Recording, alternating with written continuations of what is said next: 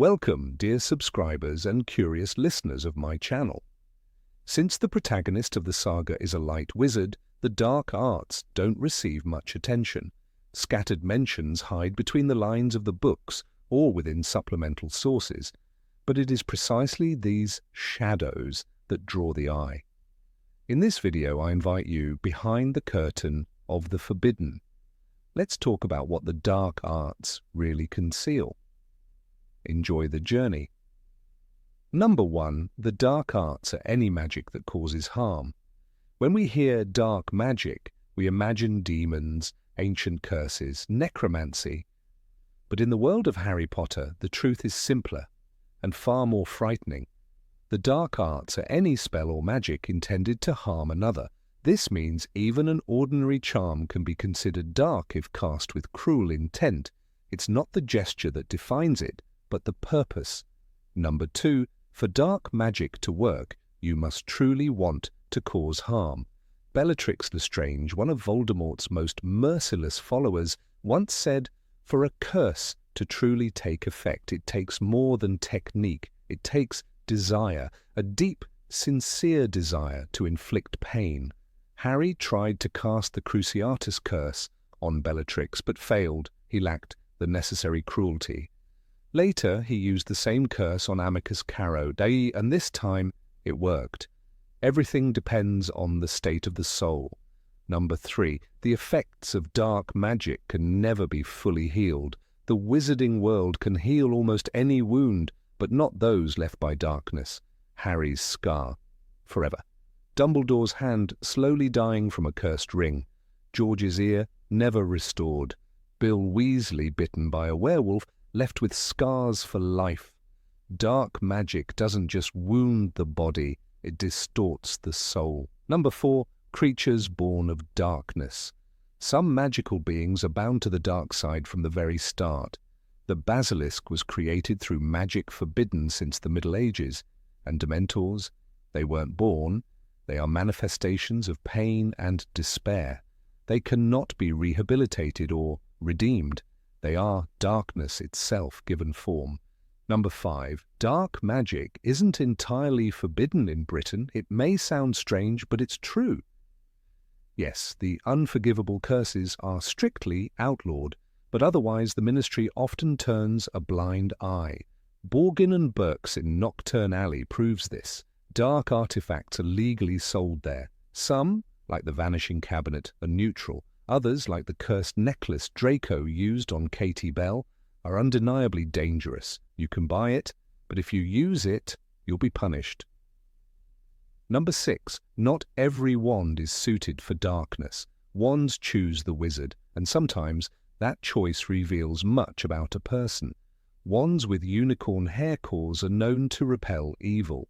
They perform poorly with dark magic, and may even weaken if used by a dark wizard. Draco Malfoy's wand had a unicorn hair core. It was quite literally incapable of becoming a weapon of true darkness. And that says a lot about Draco himself. Number 7. Ordinary objects can become weapons of evil. Any object, from a teacup to a locket, can be cursed. Dark wizards often use this to inflict harm covertly. The darkest example, the Horcrux. Voldemort turned everyday objects into vessels for his soul, and those items radiated evil, poisoning those who came near them. Number 8. Dark magic isn't always evil. A paradox, but true. Sometimes harm is done for the sake of good. Severus Snape killed Albus Dumbledore, and in doing so preserved his dignity and soul. Harry used the Imperious Curse to pass through Gringotts security and destroy a Horcrux, a threat to the entire world. Darkness isn't always evil. Sometimes it's a choice made for a greater purpose. Number 9. There's a philosophy behind dark magic. Dark magic isn't just a tool, it's a belief system, a twisted logic where pain becomes purpose and fear becomes power. Voldemort didn't see himself as evil, he saw himself as enlightened. There is no good and evil, there is only power, and those too weak to seek it, he told Harry in the first book. That wasn't just rhetoric. It was his truth. He believed magic existed to dominate, not to protect, not to heal, but to rule. His followers shared that view. The Death Eaters didn't act blindly. Many of them were well-educated, sharp, and fully convinced that fear was the best form of order. Torture wasn't chaos or when it was discipline. Killing wasn't madness and it was clarity. Bellatrix Lestrange, for example, used the Cruciatus curse like a painter uses a brush, not for violence, for expression, for precision. Some spells became core to this ideology. Legilimency, the art of reading minds, was one of them. Severus Snape mastered it. So did Voldemort. "The Dark Lord is most skilled at legilimency," said Snape, "the ability to extract feelings and memories from another person's mind." It wasn't just about spying. It was about stripping away free will. Knowing someone's thoughts meant owning them. Number 10. Some spells cannot be learned from books. Some spells cannot be learned from books, not because they are too complex, but because they are too dangerous. They live in whispers, passed from one mouth to another in secret. Dark wizards don't write them down. They guard them, hide them, speak them only once in the dead of night.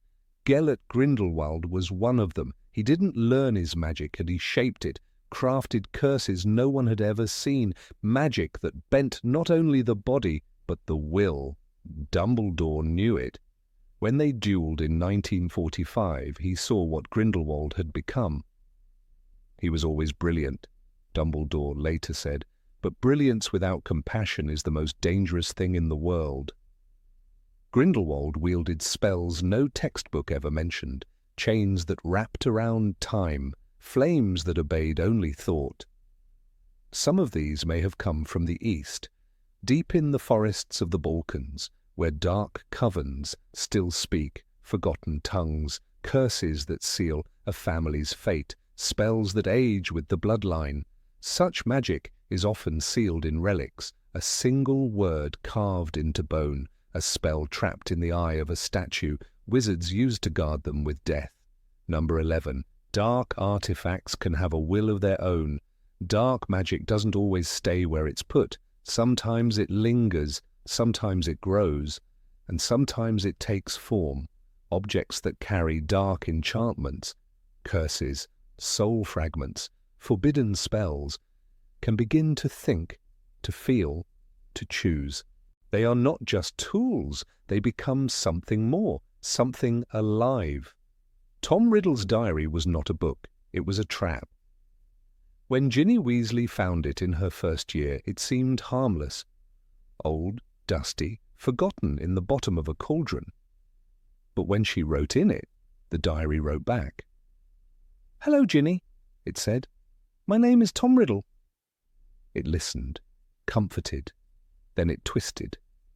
It fed on her secrets, took her fears and turned them into power. And slowly it took her will. She stopped remembering where she was going. She opened the Chamber of Secrets without knowing. She almost died. Harry saw it clearly when he held the diary in the chamber. It spoke to him. Riddle emerged from the pages. A memory, yes, but also a mind.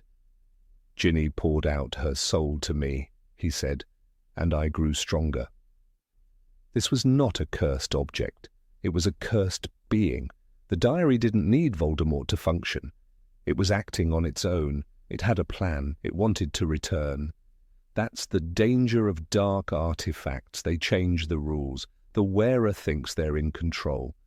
But the artifact has other ideas, just like the locket Horcrux, which made Ron Weasley see visions, feel hatred, jealousy, despair. "I wanted to stab it," Ron confessed. "I wanted to do it." The locket whispered. It waited. It used Ron's weakest thoughts against him. Number 12. Blood magic is one of the oldest dark arts. Blood is not just life in the wizarding world, it is power, ancient power. And those who practice the darkest magic know it well. Blood binds, blood curses, blood remembers. It is the root of the oldest enchantments, kind that don't need words, the kind that demand sacrifice. Voldemort turned to blood when every other magic failed him, and with it he returned from the edge of death. In Goblet of Fire, the ritual that gave Voldemort a body again was soaked in blood, not just his own, not just any blood. He chose Harry's. Blood of the enemy, forcibly taken, you will resurrect your foe, the spell declared. He believed that by using Harry's blood, protected by Lily's ancient love, he would steal that protection for himself. "I can touch you now," he whispered to Harry, and did so with icy fingers. It worked, in part. But blood magic is never predictable. It turned Harry into a living anchor, a flaw in Voldemort's plan. That mistake cost him everything. Blood magic has been used to seal oaths, binding promises that, if broken, destroy the oathbreaker from within. In old wizard families, these rituals were whispered about but rarely performed. One drop of blood, one spoken vow, and you are owned by your words forever. That is why most light wizards never dared touch it, because even truth becomes dangerous when sealed in blood. Some spells require more: blood from a relative, blood from a sacrifice, blood spilled in violence. When Dumbledore discovered the cave where Voldemort hid a Horcrux, he found runes drawn in dried blood. It wasn't just a hiding place. It was a trap designed through pain, and pain is what blood magic feeds on. The darker the purpose, the stronger the spell. Number 13. Darkness preys on the broken and hurt. Darkness doesn't knock, it waits. And when a soul is broken, it slips in silently, like smoke through a crack in the door. That's when it's strongest. Not in the middle of battle, but in the quiet after pain. Voldemort knew this better than anyone. He didn't just recruit followers, he hunted the wounded. He looked for students who had lost someone, who felt forgotten, who carried anger in their chests like a second heartbeat. He promised them power. He offered meaning to their pain. Regulus Black is a name people often forget. Sirius's younger brother, a Slytherin, a Death Eater. But he was just a boy, scared, uncertain, trying to be brave in the only way he knew. Voldemort gave him a purpose, a place. But when Regulus saw what that purpose truly meant, creatures like Creature tortured, souls ripped for Horcruxes, he tried to break free, and died doing it. He was a good boy, Creature said. He died to bring the Dark Lord down. Regulus was never truly evil, just lost. And loss is all the dark arts need. Pain distorts vision. It makes cruelty look like justice. That's why so many students at Hogwarts were drawn to the dark arts after suffering. Draco Malfoy, proud and cruel on the surface, was falling apart inside. In Half-Blood Prince, he cries in the bathroom, wand shaking, terrified of the task given to him by Voldemort. "I have to do this. He'll kill me." His fear made him a servant of darkness. Not out of belief, out of despair. Sirius Black once told Harry, "We've all got both light and dark inside us. What matters is the part we choose to act on." That's the truth Voldemort never accepted. He believed people could be broken into obedience, that once the pain was deep enough, darkness would always win. Number 14, there is a price to learning dark magic. Learning the dark arts is never free. Every spell demands a piece of you. Sometimes it's your body, sometimes your soul, but always something. Voldemort is the clearest proof. He split his soul 7 times to become immortal, but the price was everything else. His face, once handsome, became snake-like. His voice, once human, turned into a whisper of death. He could no longer feel love, grief, or guilt, only hunger for more power. When Dumbledore first showed Harry the memory of young Tom Riddle, there was still a trace of charm in the boy. But by the time Voldemort returned to power, he had no trace of humanity left. "You were quite wrong," Voldemort hisses to Harry in the final battle. "I have performed magic that you never dreamed of." But it wasn't magic. It was mutilation. A series of trades with darkness, each more brutal than the last. The Cruciatus curse is another key to this transformation.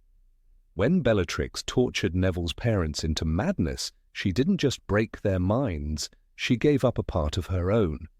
She laughed when she was sentenced to Azkaban. "The Dark Lord will rise again," she screamed.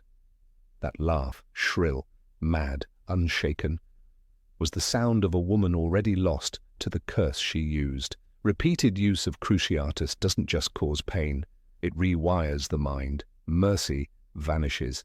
Pleasure comes only from control. The Imperious curse is just as dangerous. It gives the illusion of peace. The victim smiles, obeys, even thanks you. But the user grows addicted. Barty Crouch Jr. mastered it. He used it on his own father, turned him into a puppet, then murdered him. For those who practice Imperious, domination becomes second nature. They no longer ask, what is right? Only, what is useful? Number 15. Dark magic is hard to control. The dark arts are not a tool, they are a force, one that resists being held, much less controlled. Even the most powerful dark wizards speak of it not with pride, but with caution. Tom Riddle, who later became Lord Voldemort, once believed he could master it completely. But mastery of darkness is an illusion. Darkness has its own will. It doesn't serve, it consumes. Magic, like fiendfire, proves this. In Harry Potter and the Deathly Hallows, Vincent Crabbe tries to unleash it inside the Room of Requirement. He isn't thinking. He panics. What starts as a desperate attempt to destroy Harry turns into a roaring inferno that devours everything in its path. Cursed objects, the room itself, even Crabbe. It was a terrible sound, the book says, a horrible, high-pitched wailing, and Harry saw flames with snake-like heads bursting from the fire, chasing them.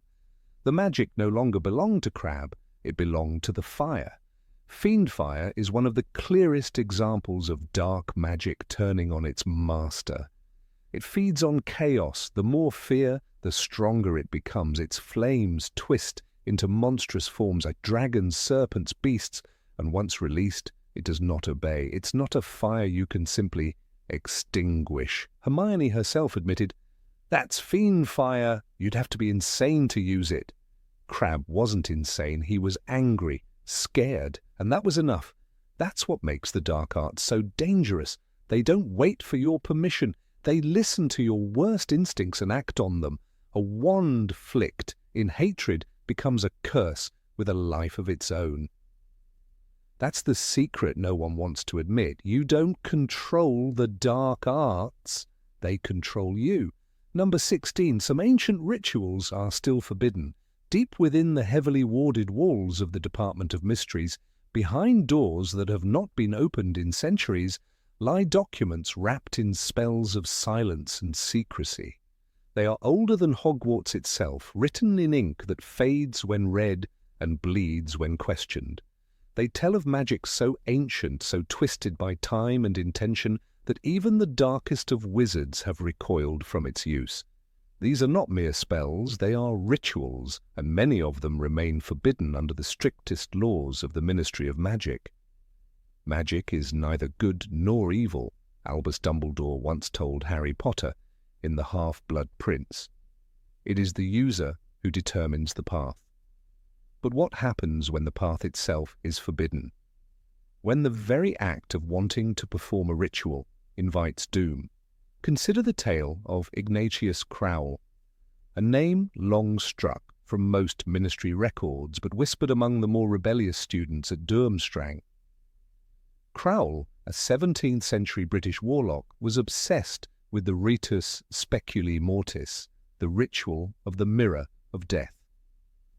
It was said that if one could locate the mirror, not to be confused with the mirror of Erest, gaze into its silver surface under the correct lunar alignment, and utter the required incantations, the mirror would reveal the precise moment and manner of one's death.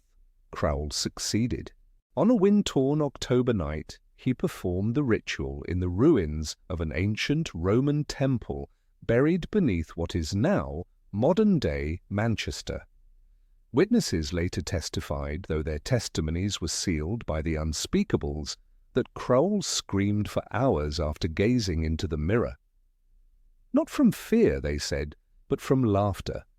Mad, broken laughter that echoed across the moors for days. He died 3 days later, just as the mirror had shown. Smiling, eyes open, his heart pierced not by wand or blade, but by sheer terror. The ritual of the mirror was banned by the ministry in 1721, after a series of copycats resulted in 6 suicides and 2 murders. The artifact itself was recovered by unspeakables and placed in Vault 7A of the Department of Mysteries, locked behind a curse that blinds anyone not authorized to approach it. Another ritual that continues to chill the bones of even the most seasoned historians is known as the Circle of Repentance. It was first referenced in the journals of Morgana Whitethorn, a 14th century witch who served as healer-in-chief during the dragon pox epidemic. Her notes, found after her mysterious disappearance, described a ritual that allowed the exchange of one life for another. "The guilt must be true," she wrote, "and the soul must bend willingly. Only then may the circle open." To perform the Circle of Repentance, the wizard would draw a ring using ash, made from the burned possessions of the one they wished to save. Inside the circle, a drop of their own blood would be placed upon a stone, and a vow recited, "Take from me what I cannot give, so that the other may live." The ritual required no wand, no potion, just intention and acceptance. It worked. Morgana's sister, long bedridden with the final stage of dragonpox, woke the next morning miraculously healed. Morgana, meanwhile, was found lifeless in her chambers, eyes wide, arms outstretched in the shape of a circle.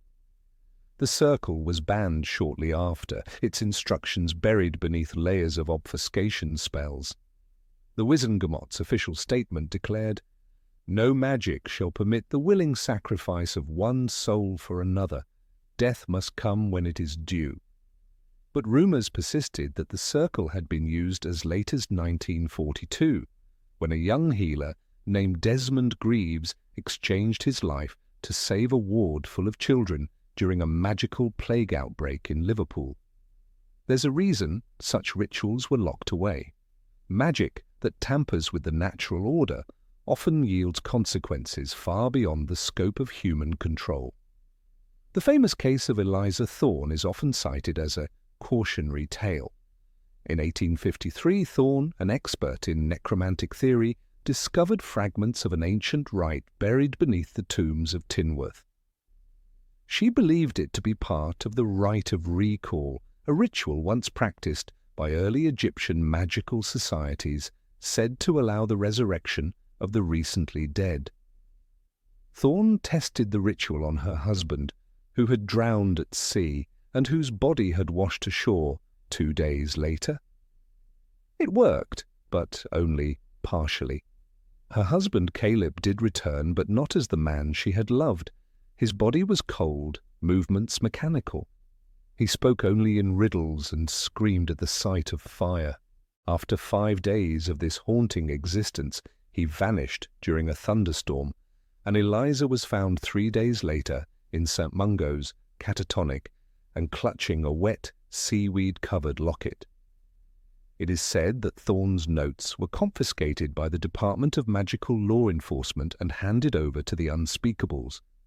The ministry publicly denied the existence of the right of recall, but quietly amended the 1815 Dark Magic Act to include resurrection rituals among the Class A forbidden practices. Curiously, even Lord Voldemort, who delved deeply into the darkest of arts, never attempted the rite of recall. He chose Horcruxes instead, a mutilation of the soul rather than a restoration of the body. Perhaps even he feared what might return if death's door were pried open too far. There's another lesser-known ritual hinted at in the footnotes of Secrets of the Arcane by Batilda Bagshot. She mentions a rite called the Eye of Ectus, described as a viewing of one's final breath through borrowed vision. The spell supposedly allowed a wizard to see their death through the eyes of another present at the moment. It required a mirror, a tear, and a sample of the witness's blood. The Eye of Ectus was rumoured to have been used during the 14th century trials of the Shadow Conclave, a secret society that believed knowing one's death made a wizard invincible.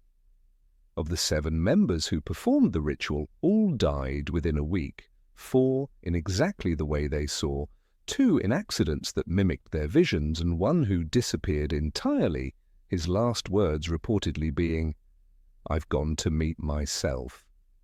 Number 17. Even Muggles have used dark power. Most wizards believe that magic flows only in the blood, that those without a wand, a Hogwarts education, or a Gringotts vault full of galleons could never grasp the true power of the dark arts. But this is only half a truth, for magic, even when hidden, leaves behind echoes, and Muggles too have heard them.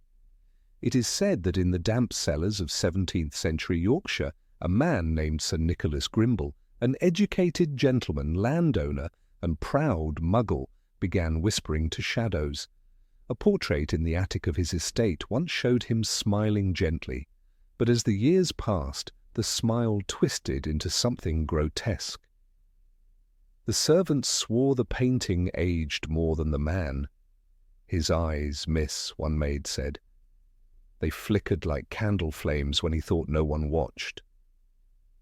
Sir Nicholas, though born of no magical blood, became entangled in one of the darkest relics of wizarding history, a ring. Not just any ring, but one believed to have belonged, centuries later, to Tom Riddle, known to the wizarding world as Lord Voldemort.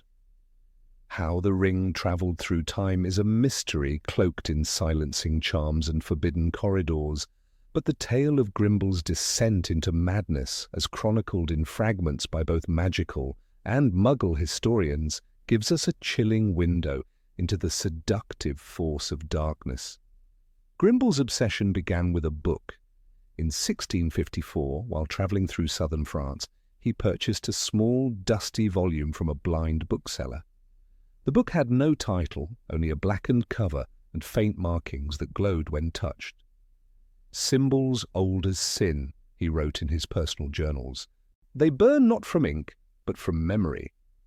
His descent began that very night. He claimed the book sang to him, not in notes or melody, but in instructions.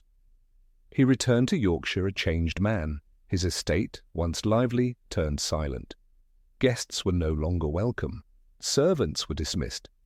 A thick mist began to hang over the moors near his home, and locals reported hearing low, droning chants from beneath the earth. Some claimed it was wind through the stone, others witches in disguise. But one account remains. A young boy, Thomas Harker, wandered near the estate and saw candles burning blue and a man standing in the garden talking to a shadow.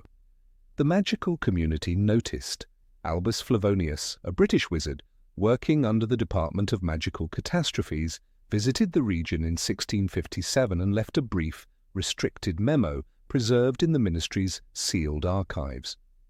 "I encountered no active spellcasting," he wrote, "but the residue of magic, old, raw, and unbridled, hung over the land like sickness. I fear the Muggle Grimble has come into contact with a cursed item of great antiquity." The ring appeared shortly thereafter. A local midwife, Mary Peltham, swore she saw Grimble wearing a black ring with a glowing crest, a triangle circled in gold. She was later declared insane and died at St. Marwin's Asylum for the deranged. But in her final writings she claimed, "The ring whispered. It told me of death, of things older than light. He wore it always, even in sleep." We know now that this symbol, the triangle, the circle, the line, represents the deathly hallows. The The ring, specifically, is the resurrection stone, but how it found Grimble and how it passed from his possession into the vaults of the Gaunt family, Voldemort's maternal ancestors, remains one of the most baffling mysteries in wizarding history. The most chilling theory that it travelled on its own.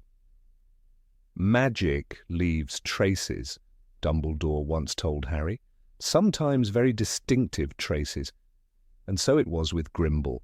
He began to change. His servants wrote of voices in the walls, of footsteps in the halls when none walked.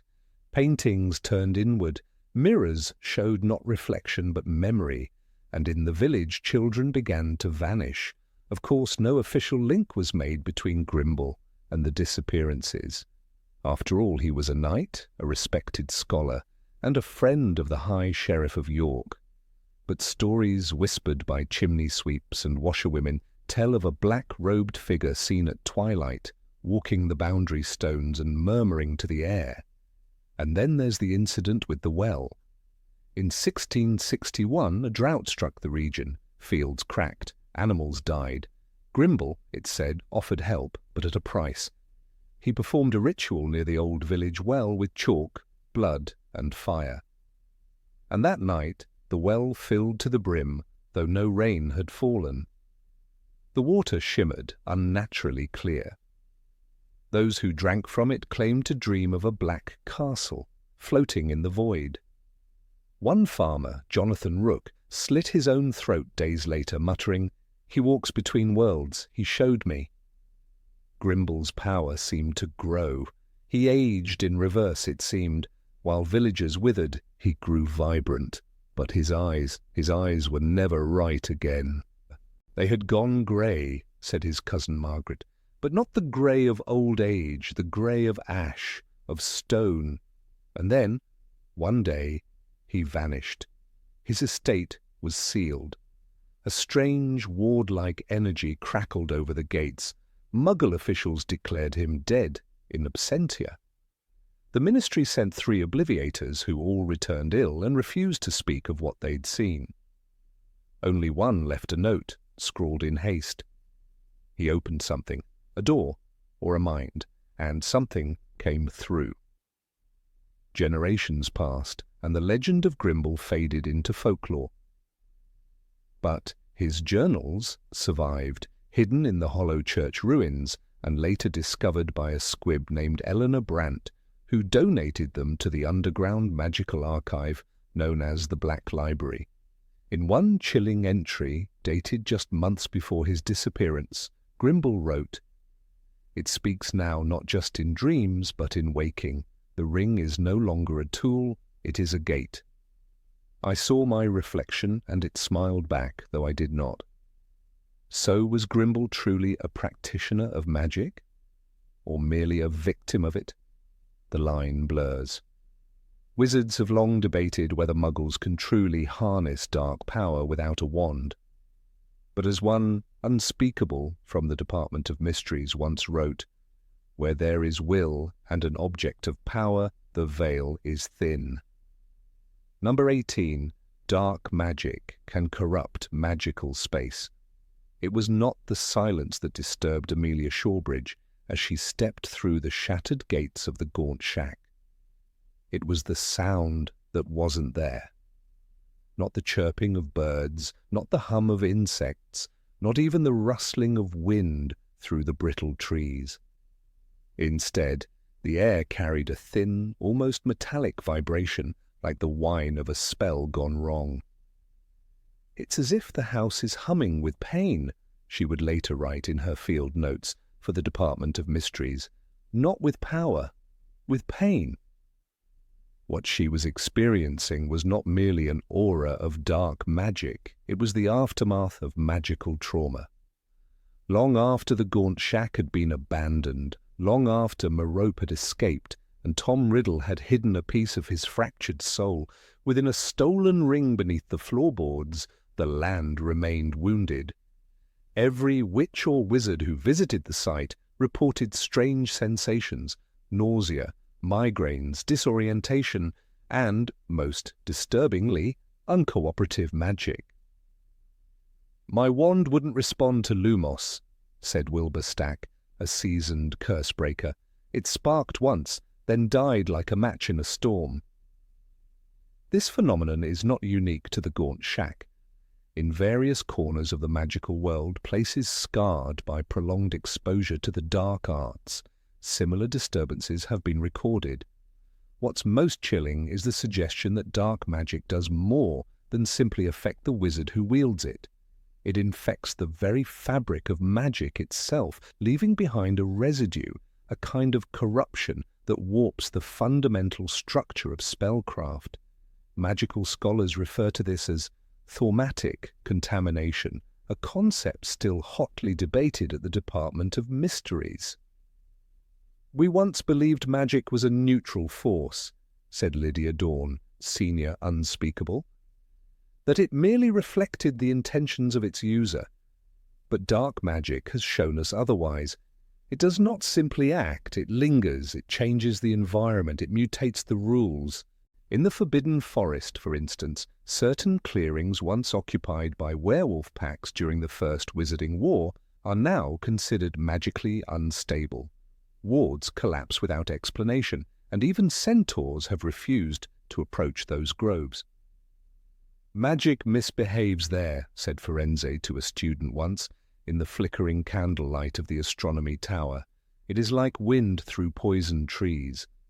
The theory of magical ecology is gaining traction. Much like nature, magic seems to possess a kind of balance, a harmony that can be disrupted. The prolonged practice of the dark arts, especially in concentrated areas, appears to generate a kind of entropy, an unraveling of magical laws that can persist for generations. This might explain why the shack where Voldemort created his first Horcrux never fully healed. It wasn't just haunted, it was broken. Albus Dumbledore himself hinted at this phenomenon. When discussing Horcruxes, he noted the deep damage they inflicted not only on the soul, but on the world around them. "Killing rips the soul apart," he told Harry. "But splitting it deliberately leaves a stain, a sort of imprint. In the pensive memory of Hokey, the house elf, even the air around young Tom Riddle in Hepzibah Smith's parlour seems heavy, corrupted, charged with something unnatural. The notion that magic could be scarred like flesh was once thought heretical. Ancient magical theory proposed that magic was infinite, pure, and immutable. But what if magic has its own ecosystem? What if, like a forest burned by a dark ritual, it requires centuries to regrow? The Gaunt Shack, Riddle Manor, the ruins of Nurmengard, all these places share a common trait. Magic acts wrongly in them. One of the most striking examples comes from Albania, where Voldemort's disembodied spirit wandered for years. Local witches claim that after his exile, entire stretches of forest became cursed. Potions brewed with herbs from that area rot within hours, wrote healer Greta Tervale in her report. Unicorns will not enter, even Muggle animals avoid it. The trees are black at the roots. When a team from the Magical Environmental Division tried to restore the area, they met with disastrous results. "Even our strongest cleansing charms failed," said Marcus Warnham, one of the lead charmers. "In fact, the spells themselves began to behave unpredictably. One charm, designed to purify soil, turned every tree within 50 feet to ash." There is growing concern that dark magic not only corrupts space but time. Observers have noted temporal anomalies in long-cursed areas, wand clocks that stop ticking, memories that shift or vanish, ghosts that reappear differently each night. In the ruins of the Shrieking Shack, for example, several members of the Department of Mysteries reported losing entire hours of time. "We entered at 3 in the afternoon," said Armand Boyle, "and came out at 5, but the sun hadn't moved, and none of us could remember what we'd done inside." In magical theory, such phenomena suggest a fundamental breach in magical continuity. It is as if the laws that govern the relationship between spell and effect, potion and outcome, artifact, and user begin to decay. No one has dared to cast advanced charms near the remains of Azkaban, not since it was emptied and abandoned after the fall of the Dementors. The place eats magic, as one unspeakable put it. Wands overheat, cauldrons refuse to boil. Ink disappears from parchment. This is not a matter of superstition or fear, it is one of empirical data. Samples of air and earth taken from cursed sites show elevated levels of residual spell energy, but that energy is chaotic, unreadable. It's like trying to interpret a scream in a different language, said analyst Fiona Penn. You can tell it's pain, but not what caused it. Artifacts, too, suffer. Wands taken from long-dead dark wizards often refuse to bond with new owners, not out of loyalty, but decay. The magic feels wrong in them, said Ollivander the Younger, like something beautiful was carved into something ugly, and it wants to be left alone. Potions brewed with tainted ingredients spoil quickly, even when stored with stasis charms. Enchanted objects lose function, sometimes violently. One cursed goblet from the Carrow estate exploded in mid-air during examination, spewing black mist that made 2 researchers ill for weeks. Number 19. Fear makes dark magic stronger. Of all the elements that feed dark magic, fear is its most insidious and potent fuel.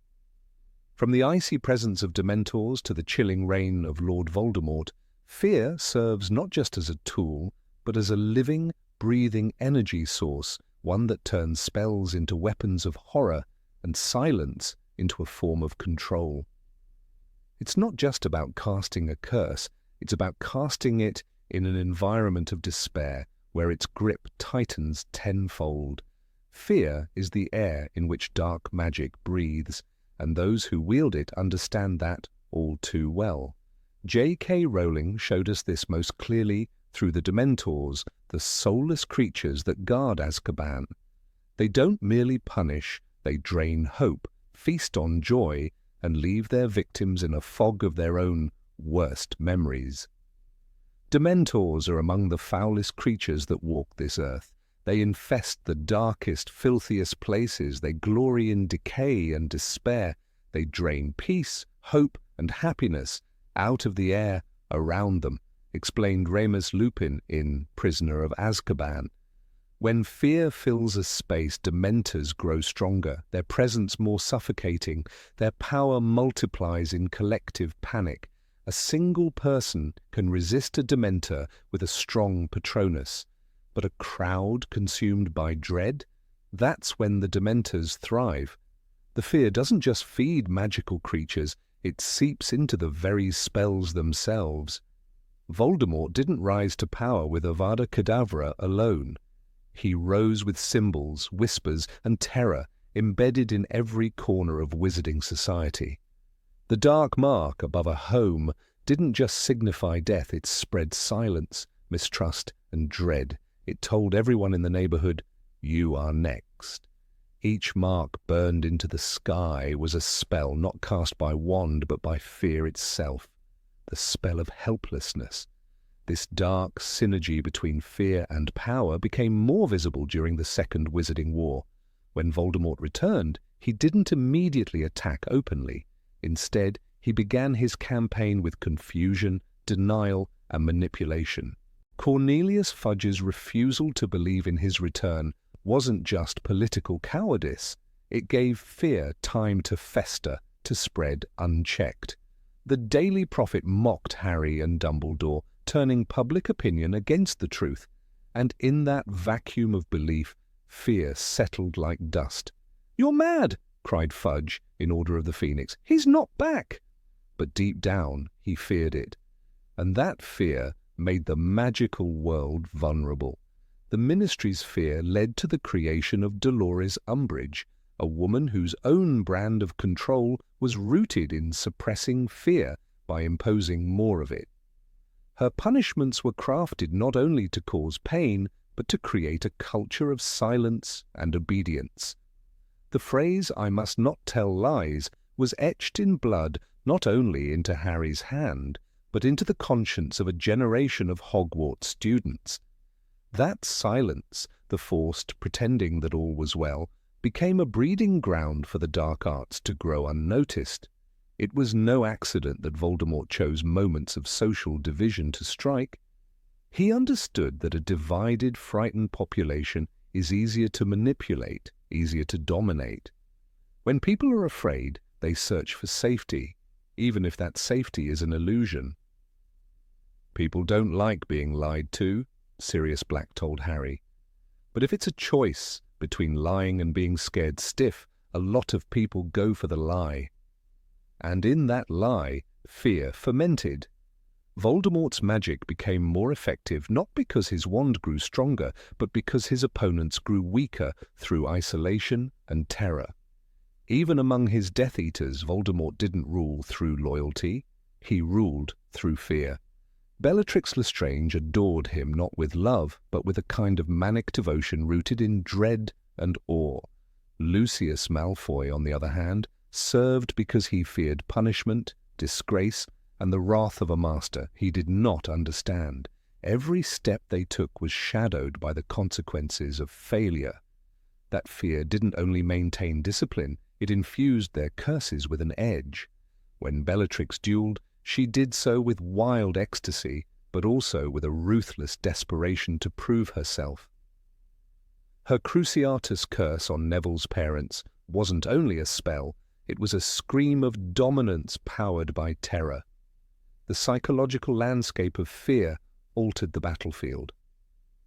During the Battle of the Department of Mysteries, the young members of Dumbledore's army found themselves facing off against seasoned Death Eaters, and yet they fought. What weakened them was not lack of talent, but the paralyzing presence of fear. Harry felt it most sharply when he realized Sirius might die, and that dread clouded his judgment. "It was not Sirius," whispered Dumbledore after the battle. "It was your fear that blinded you." Voldemort knew this. That's why he lured Harry there, not to kill, but to make him feel powerless. Dumbledore, in contrast, understood the mechanics of fear just as deeply, but chose to confront it with truth and resilience. "Fear of a name increases fear of the thing itself," he told Harry. That's why Voldemort insisted on being called the Dark Lord, and why others shuddered even to say, "You know who." The more people refused to name him, the more shadowy and unkillable he became.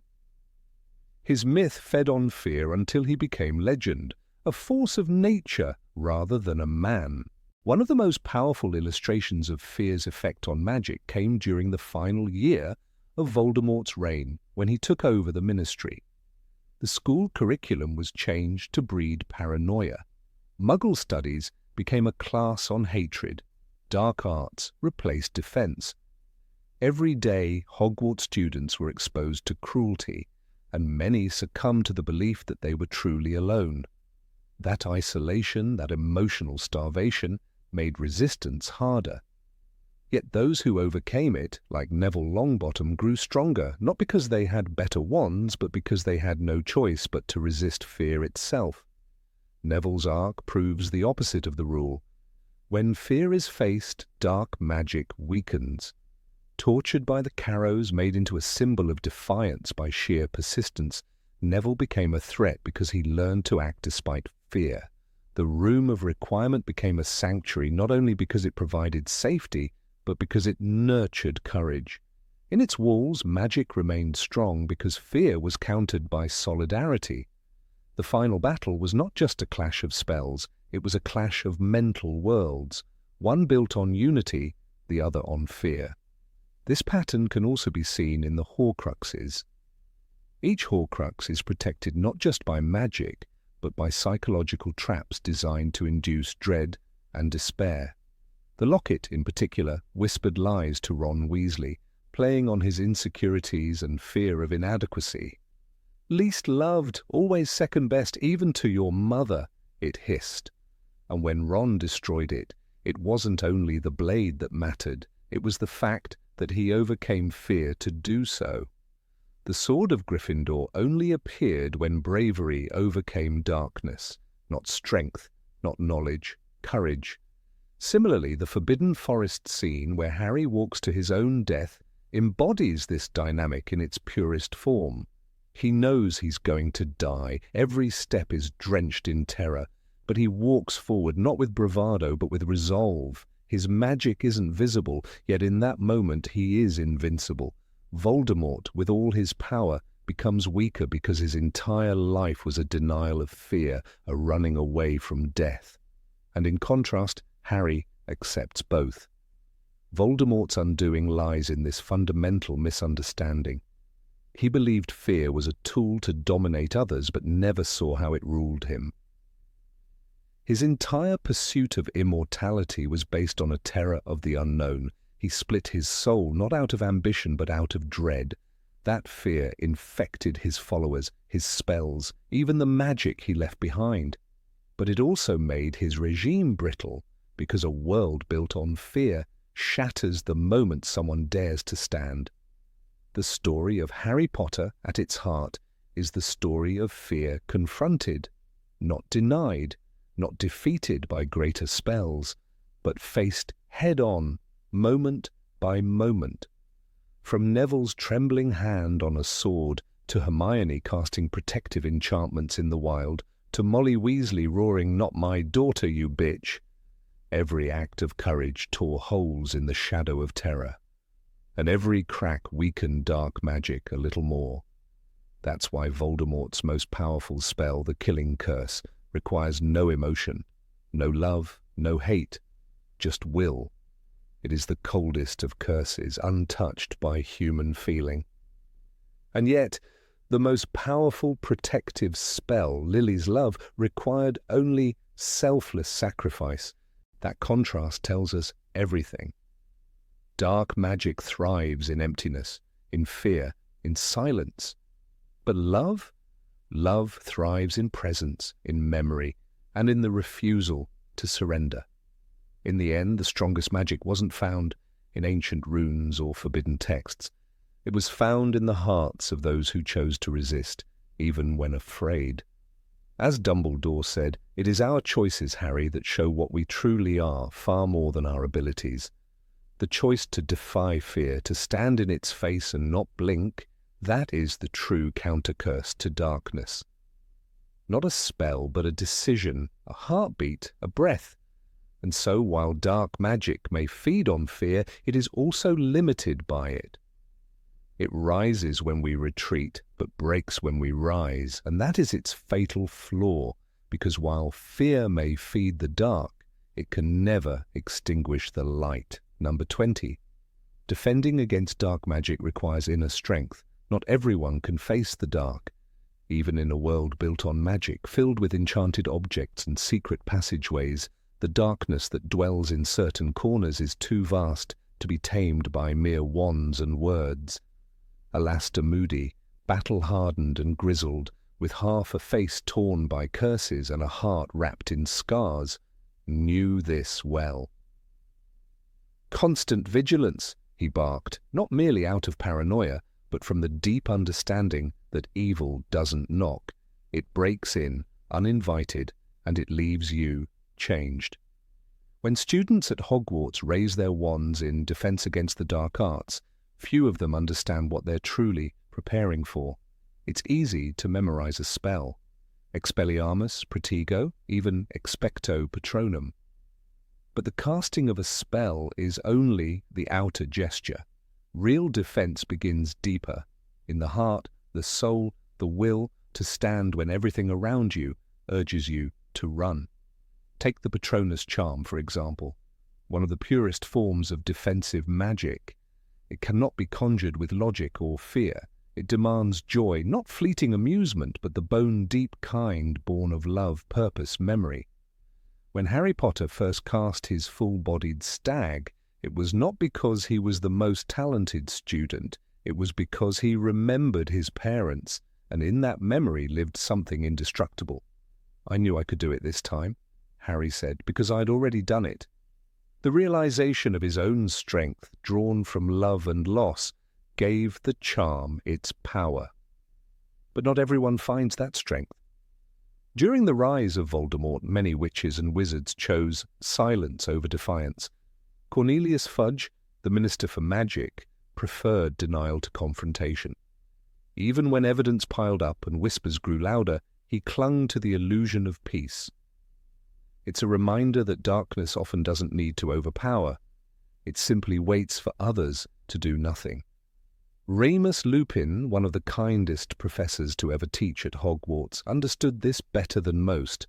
A werewolf cast out by society, living in the shadows. And yet he stood on the front lines against evil. He taught not just spells, but mindset. When he introduced the boggart in class, he wasn't just testing reflexes, he was teaching the art of reframing fear. "The thing that really finishes a boggart is laughter," Lupin said, smiling gently. "You need to force it to assume a shape you find amusing."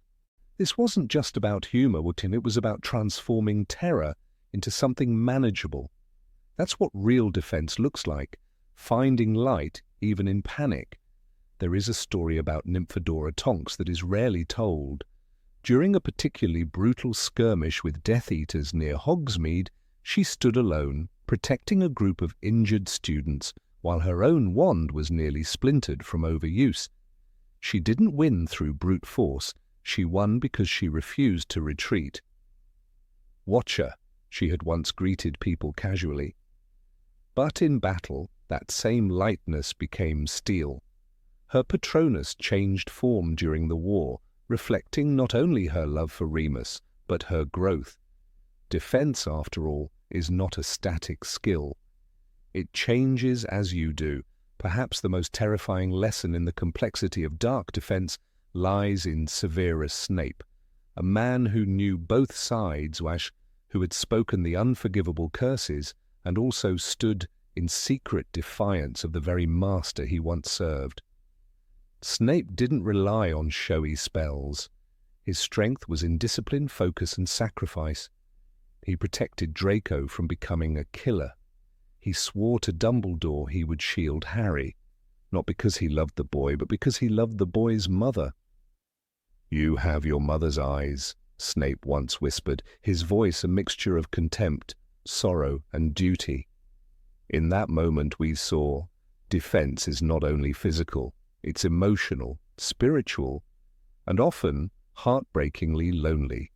Dolores Umbridge taught defense against the dark arts with cold precision and pink lace. Her rules were rigid, her punishments cruel. She insisted there was nothing to fear. That theory was enough, but in doing so she played directly into the hands of evil. While children wrote lines in their own blood, the Dark Lord grew stronger. Her willful ignorance and obsession with order made her a vessel for darkness, not a shield against it. The lesson: that false security can be just as dangerous as no defense at all. Hermione Granger understood the value of preparation. She didn't rely on instinct or emotion alone. When she faced danger, she did so with planning, precision, and an unshakable moral compass. Books and cleverness, there are more important things. Friendship and bravery, she once said. But she never abandoned knowledge. It was her map through chaos. When she created Dumbledore's army, it wasn't just about learning spells. It was about building trust, resilience, and courage. They practiced in secret, whispered incantations like promises. Each student who stood in that room of requirement was learning not just how to fight, but why. Neville Longbottom bloomed under this training. Once mocked for clumsiness, he became a warrior. In the final battle, he stood before Voldemort himself and killed Nagini, the last Horcrux, with Gryffindor's sword. His defense wasn't flashy magic, it was conviction. "I'll join you when hell freezes over," he told Voldemort. That is the kind of defense no spellbook teaches, a refusal to break, even when death is certain. The curriculum at Hogwarts often failed to prepare students for real darkness. The position of defense against the dark arts professor was famously cursed. A revolving door of incompetents, traitors, and victims. Quirrell, possessed by Voldemort. Lockhart, a fraud. Crouch Jr., Huckster Death Eater in disguise. Each year, the students learned that theory was never enough.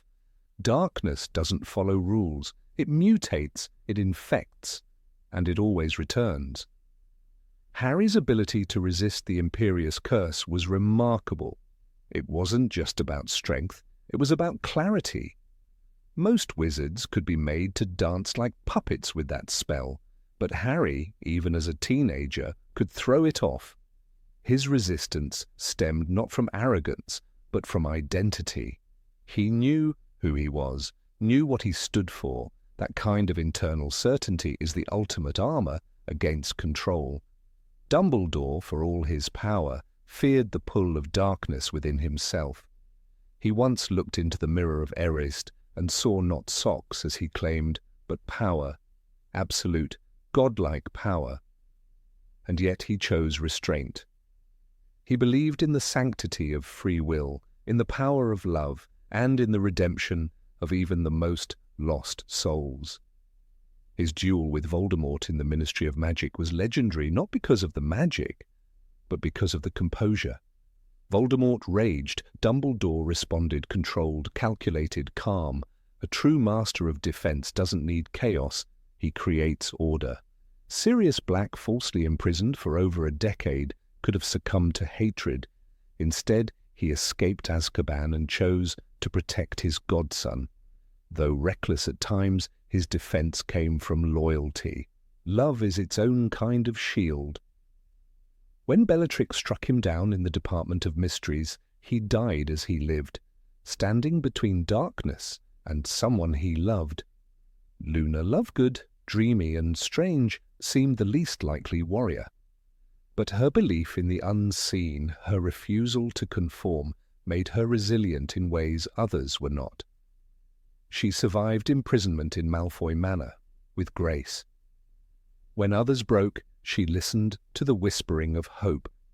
Her Patronus, a hare, darted through shadow with elegance. Defense isn't always loud. Sometimes it's the quiet strength of not giving in to despair. Even Draco Malfoy, raised on prejudice, taught by Death Eaters, faced a crucible. When asked to kill Dumbledore, he couldn't do it. He lowered his wand, shaking, afraid, but he chose mercy. It wasn't enough to erase his past, but it was a start. And in that moment we saw the most difficult kind of defense, resisting not someone else's curse, but your own conditioning. The unforgivable curses, Imperius, Cruciatus, Avada Kedavra, are not just powerful because of their effects. They demand something from the caster, intent, desire. To resist them, you must have equal force within, willpower, empathy, a sense of justice. Bellatrix Lestrange cast Cruciatus with glee. Harry, in a fit of rage, once tried the same. "You have to mean it," Bellatrix laughed. He didn't, and that's what saved him. He hadn't become like her. The room of requirement served as more than a classroom. It was a sanctuary, a place where young witches and wizards could learn, fail, and rise again. Each spell practiced, there was more than an exercise. It was a vow. I will not surrender.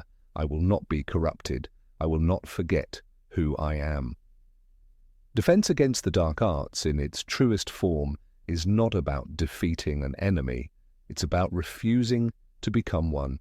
So when we speak of defense, let us remember it is not a subject. It is a discipline of the spirit. It asks not how strong your magic is, but how strong your heart remains when magic fails.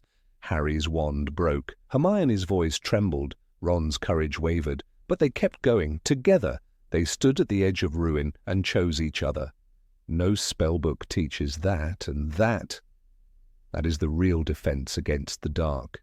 Number 21. Dark spells can infect the wizard. There are spells in the magical world that do more than cause pain, destruction, or control. Some spells leave behind a residue not only on the victim, but on the caster. And when cast often enough, or with deep enough emotion, these spells can start to change something fundamental inside the wizard. This isn't simply metaphorical darkness, it's real, creeping, living magic. Magic that bites back, magic that takes root. Take the case of Professor Quirinus Quirrell. Most students at Hogwarts remember him as the stammering, awkward defense against the dark arts teacher in Harry Potter's first year. But Quirrell had a secret, one that turned his soul inside out. He had sought power in Albania and found something ancient and terrible. He was a foolish young man, Dumbledore once said quietly, who had merely wanted to make his mark. Perhaps he would have done so had he not met Lord Voldemort. The Dark Lord, weakened and bodiless, latched on to Quirrell like a parasite. But it was not a one-way transaction.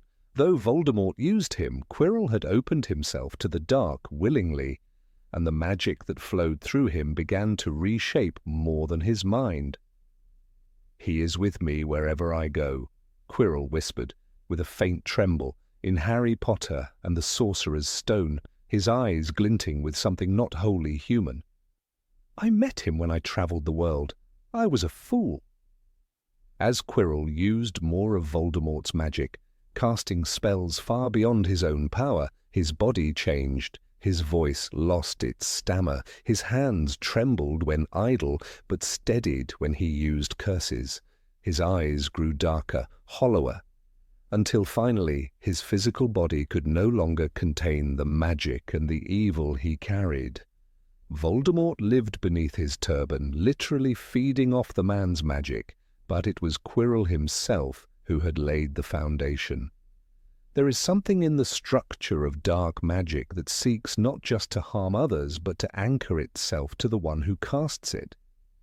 In the same way a Horcrux damages the soul of its creator, repeated use of certain curses, especially the unforgivable ones, begins to fray the very fabric of a wizard's identity. "You have to mean it," Bellatrix Lestrange whispered to Harry in the Department of Mysteries regarding the Cruciatus curse. "You have to really want to cause pain, to enjoy it. This meaning, it is the key. Dark magic demands emotion. It feeds off anger, fear, desire for power. The more a wizard leans into those emotions to fuel a spell, the deeper the magic etches itself into his aura. In time, it becomes a presence, a whisper in the back of the mind, a push toward violence, cruelty, dominance, not always obvious at first, but persistent, growing, infectious. Consider the story of Morfin Gaunt, uncle to Tom Riddle. Morfin was known to use hexes against Muggles for amusement, and his isolation, pure blood ideology, and affinity for serpents made him an easy vessel for the darker arts. Over time, his mind became unhinged, not just from inbreeding, as some suggested, but from the poisons of his own magic. By the time Dumbledore visited him, Morfin barely resembled a man. His voice was broken, his eyes wild. He spoke in Parseltongue to rats, Dumbledore noted in one of his memories. Dark magic leaves marks that cannot be erased with simple counterspells. It rewrites a person's aura. Ancient magical texts refer to this phenomenon as the shadow binding, a term describing the link between repeated spellcasting and spiritual degradation. In the Forbidden Codex Umbrae, locked in the Hogwarts restricted section, it's written, "He who casts the curse too often shall wear its shape, not in flesh, but in fire. For what is power, if not the chains that bind the master to his weapon?" Even Tom Riddle, the brilliant student with the perfect smile and impeccable manners, was changed, not suddenly, but slowly. He had begun his magical journey as a curious, power-hungry orphan. By the time he left Hogwarts, he had killed to create Horcruxes. The use of such unnatural magic involving soul-splitting and murder left his features subtly altered. He was no longer handsome, Dumbledore observed, The transformation was not complete, but it had begun. By the time Harry met Voldemort, he was almost snake-like in appearance, not because of some potion or polymorph spell, but because the dark forces he had wielded had reshaped him, inside and out. The whites of the eyes were red, the pupils slit like a cat's, the face was skeletal, the book says. These were the marks of long-term exposure to corrupted magic, not just scars, evolutions. Bellatrix Lestrange is another clear case. Once a beautiful and proud woman from the noble black family, Bellatrix's obsession with Voldemort and her frequent use of the Cruciatus curse twisted her both mentally and physically.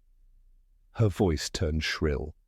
Her eyes gleamed with fanatical madness, and even her laugh, a sound once perhaps musical, became a shriek of someone who had become more magic than mind.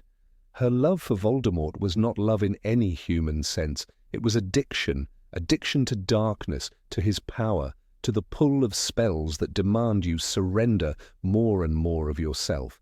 The spells themselves seem to know they wait.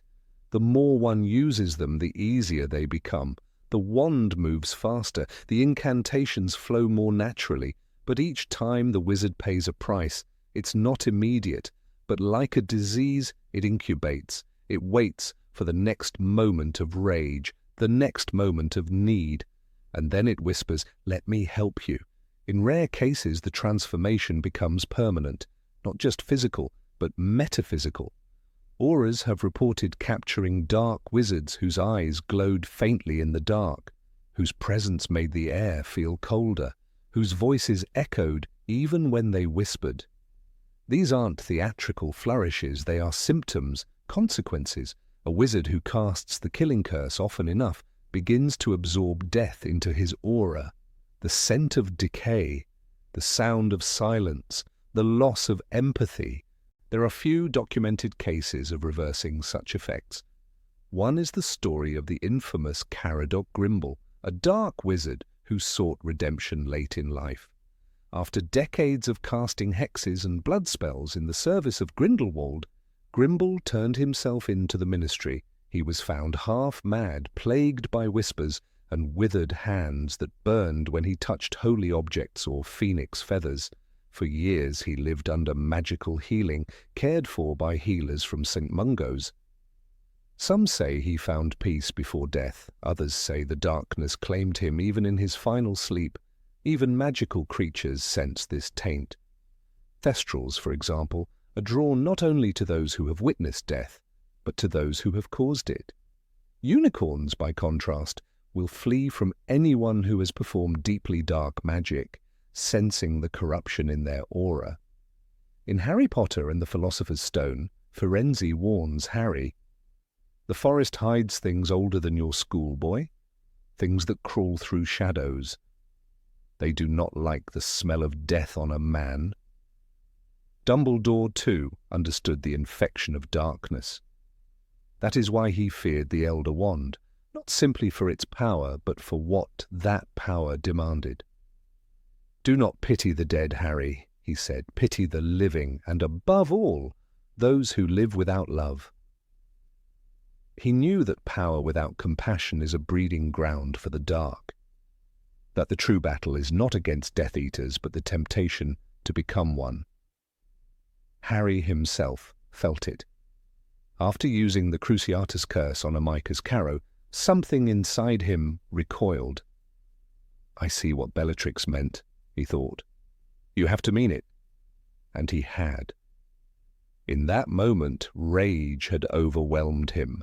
The spell had worked, but he never used it again with the same force, because Harry, unlike Voldemort, recognized the danger of feeding that fire.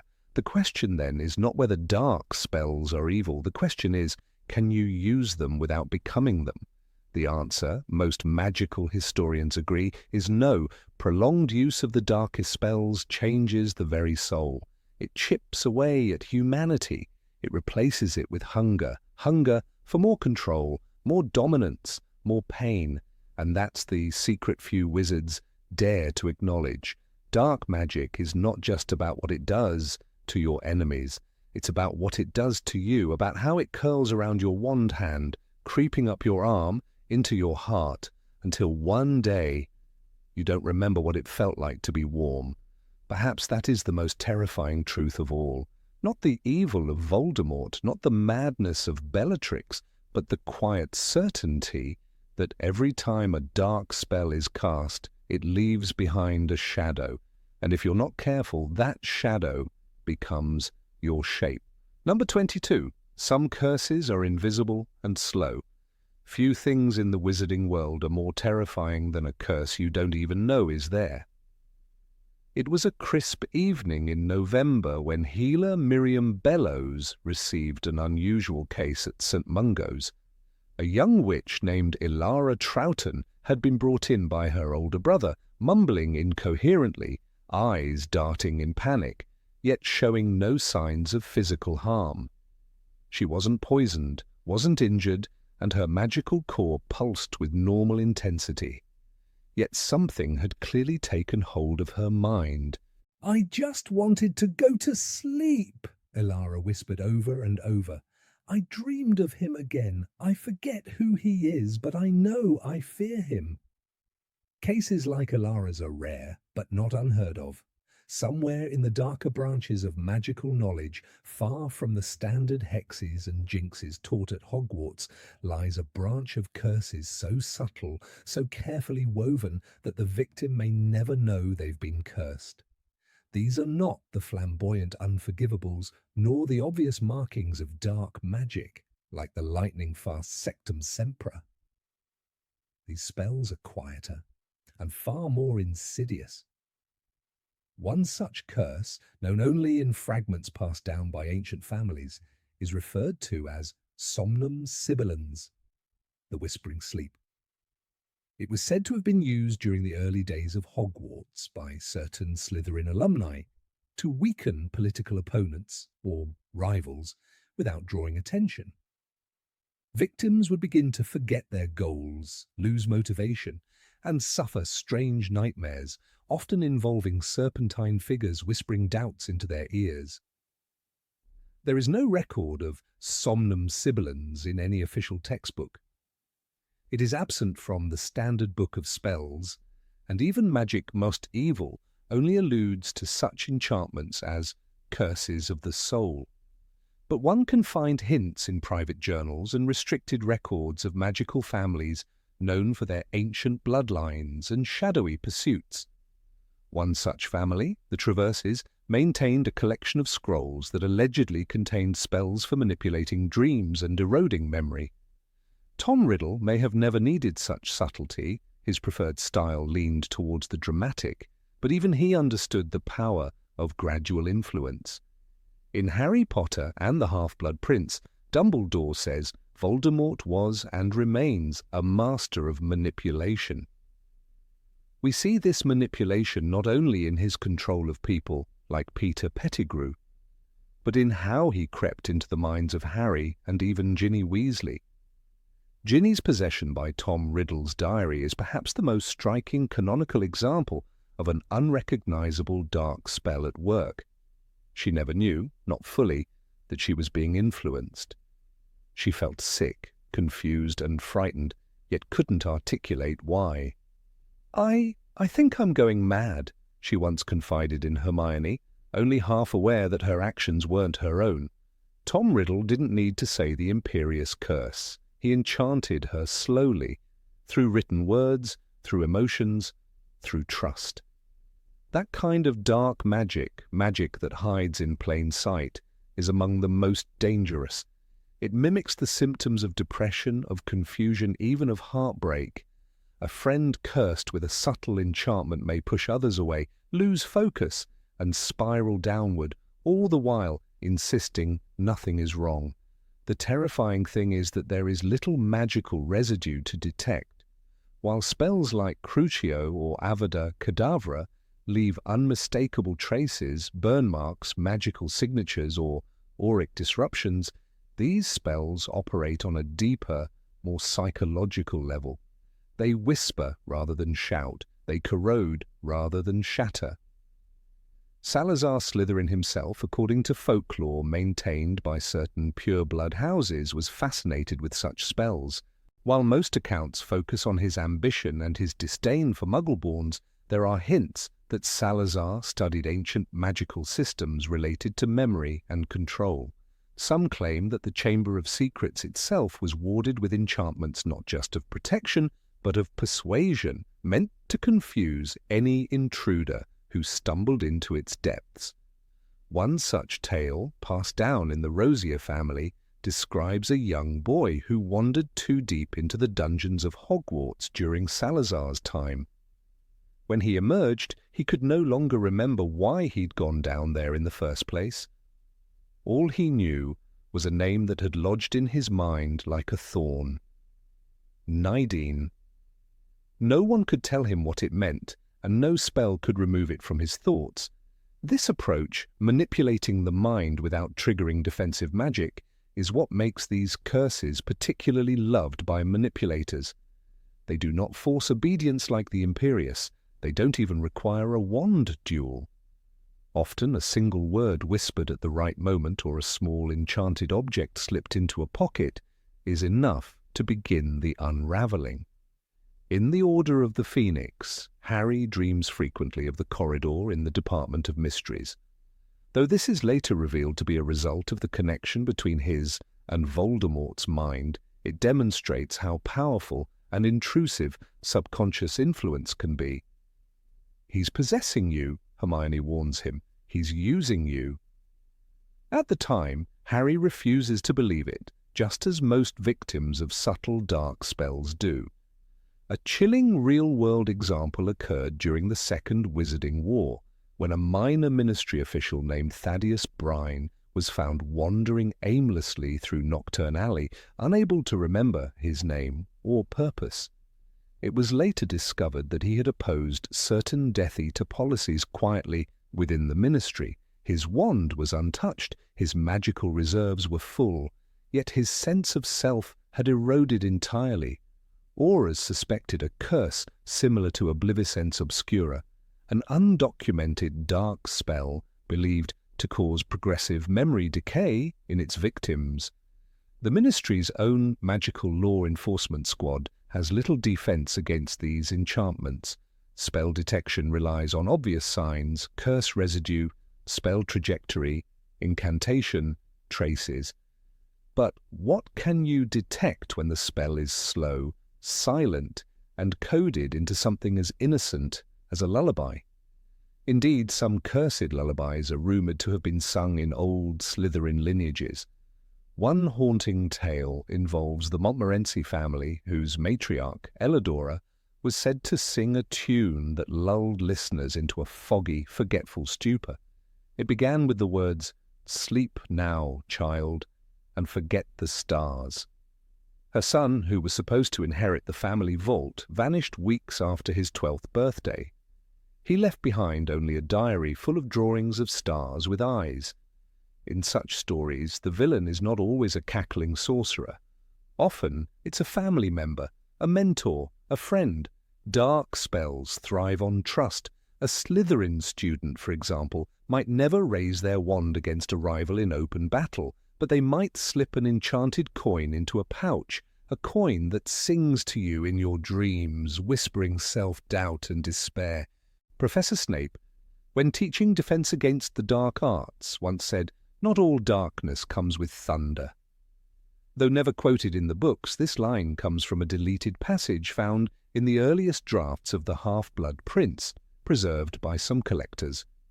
It summarizes the essence of these forgotten spells. Their power lies not in aggression, but in corrosion, and that is precisely what makes them difficult to counter. There is no simple counter-curse, no finite incantatem, no protego will block a dream from slipping into your thoughts. The victim may have to fight back with their own mind, with memories, with anchors of identity, like Harry did when Voldemort tried to possess him in the Ministry. "You're the weak one," Harry said, gasping through pain. "You'll never know love or friendship, and I feel sorry for you." Sometimes love truly is the greatest defense, not against a blasting curse or a killing blow, but against slow, quiet magic that unthreads who you are from the inside out. Even Hermione Granger, with her encyclopedic knowledge, once admitted the limits of magical detection. When Ron was cursed with a necklace meant to kill, it was obvious, but when Katie Bell was bewitched by a cursed object, it was unclear for days what had happened. It was imperious, I think, Hermione speculated, but it felt different. Perhaps it was both, or perhaps it was something older, unnamed. In the years following the war, a few experimental departments at the Department of Mysteries began compiling reports on what they now call dissolving identity curses. These aren't illusions, they don't trick the senses, they wear you down until you question your own purpose, and that's exactly what dark spellcasters want, for you to surrender without ever raising a wand. So beware the soft voice in your dreams. Beware the forgetfulness that comes not from age, but from sudden silence in the mind. And if you ever find yourself staring at a familiar place and wondering why you came, remember, darkness doesn't always knock. Sometimes it waits. Sometimes it whispers. And sometimes you won't even realize it's there until it's too late. Number 23. Some family curses still remain active. There are whispers that never die in the corridors of time, echoes of sorrow, madness, and misfortune that cling to wizarding bloodlines like shadows in candlelight. While the Ministry of Magic may claim the dark arts are now under control, some truths refuse to be buried. Among the most sinister of these is the existence of ancient family curses, magical afflictions not cast in a moment of anger, but born from generations steeped in darkness, passed down like an heirloom no one wants, but no one can escape. The concept of a family curse is not simply a superstition among pureblood fanatics, it is a recognized, though little discussed, reality of magical heredity. The Department of Mysteries has long studied the phenomenon under its blood magic division, where records are protected by spells so ancient their creators' names have been forgotten. Some curses manifest as bad luck, others as violent madness or inevitable early death.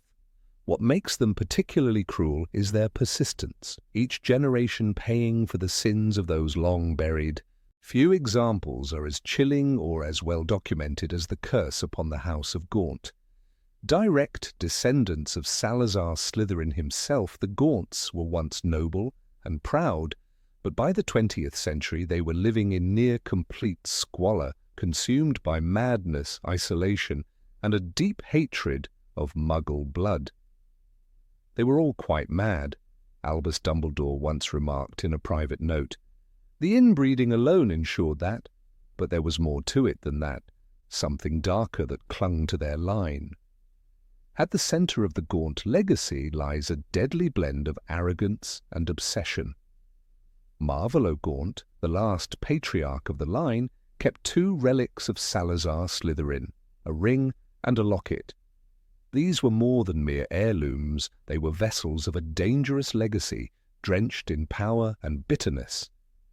His son, Morfin, was mentally unstable and violent, jailed in Azkaban for hexing Muggles. His daughter, Merope, lived in fear, her magic stifled by years of abuse, until she fled and bore a child, Tom Riddle. It is in Tom Riddle, the boy who became Lord Voldemort, that the Gaunt curse truly flowered. Raised in a Muggle orphanage, he inherited none of his mother's weakness and all of his grandfather's cruelty. "There is no good and evil, there is only power," he said once in his youth, echoing a belief that had twisted through his bloodline for centuries. Was his descent into darkness a choice, or was it the inevitable unfolding of a curse too deep for even love to uproot? The ring that Marvolo Gaunt clung to with such possessiveness would later become one of Voldemort's Horcruxes, but before that it bore a more insidious power. It had been cursed by the Dark Lord himself, a trap for the unwary.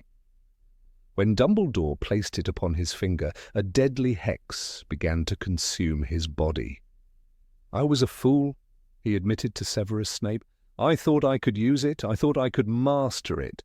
If even Dumbledore, with all his knowledge, could fall victim to the Gaunt legacy, what hope did lesser wizards have? The Gaunt curse is only one of many. Another infamous example is the mysterious affliction that haunted the Carrow family. The Carrows, known for their fanatic loyalty to Voldemort, were always drawn to cruelty, even before the Dark Lord rose to power. Alecto Carrow, in particular, displayed signs of unstable aggression from a young age, often inflicting pain for amusement. Her brother, Amicus, had a brutish demeanour and was known for sudden, inexplicable fits of rage. While some dismissed this as poor character, whispers in Nocturne Alley suggested otherwise, that the Carrows were descendants of a dark-blooded line cursed by a betrayal in the 14th century. According to unpublished documents recovered from Borgin and Berks, an ancestor of the Carrows had broken a blood oath sworn to a forgotten coven of witches. The punishment was sealed not upon him, but upon his blood. His name was struck from their grimoire, the parchment reads, "And his children's children shall speak the words of pain." Whether this is legend or truth is debated, but the behaviour of Alecto and Amicus seems to lend it weight. The Malfoy family, too, though surrounded by wealth and status, was not immune to the slow crawl of shadowed inheritance. Lucius Malfoy was a man driven by fear as much as by ambition, and his obsession with purity bordered on fanaticism. While the Malfoys never descended into madness like the Gaunts, some historians argue that the pressure to maintain a perfect legacy, unmarred by weakness or scandal, was itself a form of curse. Draco Malfoy's struggle during the Second Wizarding War, his trembling hand, his deep reluctance to murder, suggests the weight of generations pressing upon his shoulders. "Draco is no killer," said Severus Snape quietly. "He is a boy made to believe he must be what he is not." The quote is simple, but reveals a deeper truth. When a family binds its identity to power and purity, it forges a chain not easily broken. Whether a curse of blood or expectation, the result is often the same. Not all curses take the form of madness or ambition. Some are subtler, crueler. The Avery family, another pure-blood lineage aligned with the Dark Lord, has a long record of untimely deaths, a pattern of heart attacks, magical misfires, and apparent suicides plagued their family tree as early as the 1700s. One case, recorded in the Department of Magical Law Enforcement, involved a young Avery heir who began seeing ghosts in the glass, visions of his ancestors staring at him through mirrors. He died at 17, jumping from a tower at Durmstrang. His death was deemed self-inflicted, said the report, but the mirror was cracked from the inside. What is perhaps most terrifying about these blood curses is that they cannot always be traced to a single spell. Unlike a curse placed on a location or object, familial curses are woven into the very identity of the line. They mutate with time, adapt, change form. A family cursed with violence may produce a quiet child, but the anger may manifest as despair instead. A line cursed with madness may breed brilliance, but it will be brilliance that flickers like a candle before a storm. The Department of Mysteries, in collaboration with the Office of Magical Genealogy, has been attempting to trace the origins of some of these bloodlines. One unspeakable, speaking under strict anonymity, revealed that certain family trees are marked with black stars, symbols denoting active hereditary anomalies. When asked if these anomalies were magical curses, the unspeakable merely said, "Not all magic can be reversed. Some can only be endured." Among the most curious cases is that of the Travers family. Known for their involvement in dark arts, one particular Travers in the 1800s was rumoured to have sacrificed a sibling in exchange for eternal youth. Though the ritual failed, what followed was worse. Each Travers born after him suffered disfigurement. Some were born with blindness, others with twisted limbs. One daughter grew scales on her arms that no healer could remove. The Travers patriarch denied any curse, blaming weak blood, but several surviving journals from St. Mungo's healers paint a different picture. "There is a pattern to their pain," wrote healer Ellen Marchweather in 1873. "The body reflects the spirit, and something in that family line has been corrupted." It is important to understand that curses of this nature often come at a cost. In many cases, the original spellcaster, driven by vengeance or desperation, unleashes something that far outlives them. A 15th-century curse found in the archives of the Bibliothèque Magique in Paris details a witch who cursed her own descendants to die in childbirth after her husband betrayed her, and their child perished. It is said her last words were, "If I die a mother in sorrow, then none born of my name shall live to cradle their own." Centuries later, the Delacroix line, bearing her name, ended with 3 daughters lost in childbirth in the span of 2 decades. Whether coincidence or consequence, the magical world is slow to dismiss such patterns. In Britain, there remains a policy of silence around blood curses, particularly among the old families. The Blacks, Lestranges, and Knotts rarely speak of the tragedies in their past. Sirius Black hinted at the pressure and dysfunction within his own family, describing it as a house full of dark magic and darker minds. The Black Tapestry, still hanging in number 12, Grimald Place, is a graveyard of burned names, children disowned not just for beliefs, but for attempting to break the cycle. Even healing magic has its limits. No known spell can permanently lift a true generational curse. Attempts have been made, ritual cleansings, sacrifices of magical power, bloodline severance through legal or magical means. Some families have gone as far as abandoning their names entirely, changing identity in hope of tricking the curse. But the magic knows. Blood is a language, and the curse speaks it fluently. A recent case from the Russian wizarding enclave of Bellamore, reported in the International Journal of Arcane Pathology, involved a boy born with a magical scar that reacted violently to certain spells. After years of research, it was discovered that a curse had been laid 6 generations prior, aimed at punishing any heir who tried to use fire-based magic. The boy's great-great-great-grandmother had been a fire elemental witch who betrayed her coven. The curse was inscribed in runes upon her bones. They remain buried beneath an iron tree. What, then, is the solution? If some magic cannot be undone, only endured, does that doom certain families to eternal sorrow? The unspeakables refuse to answer. But history suggests that redemption, if not a cure, is possible.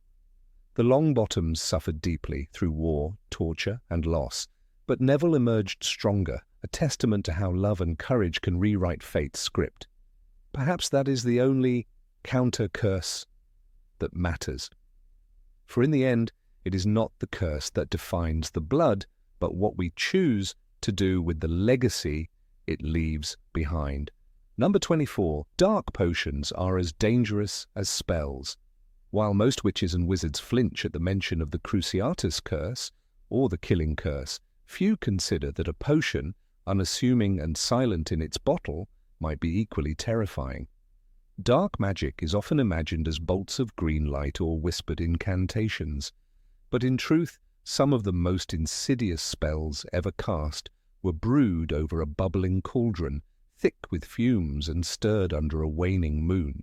Potions that do not merely wound or weaken, but ones that cling to the soul, corrode the mind, and leave the victim gasping for something they can no longer name.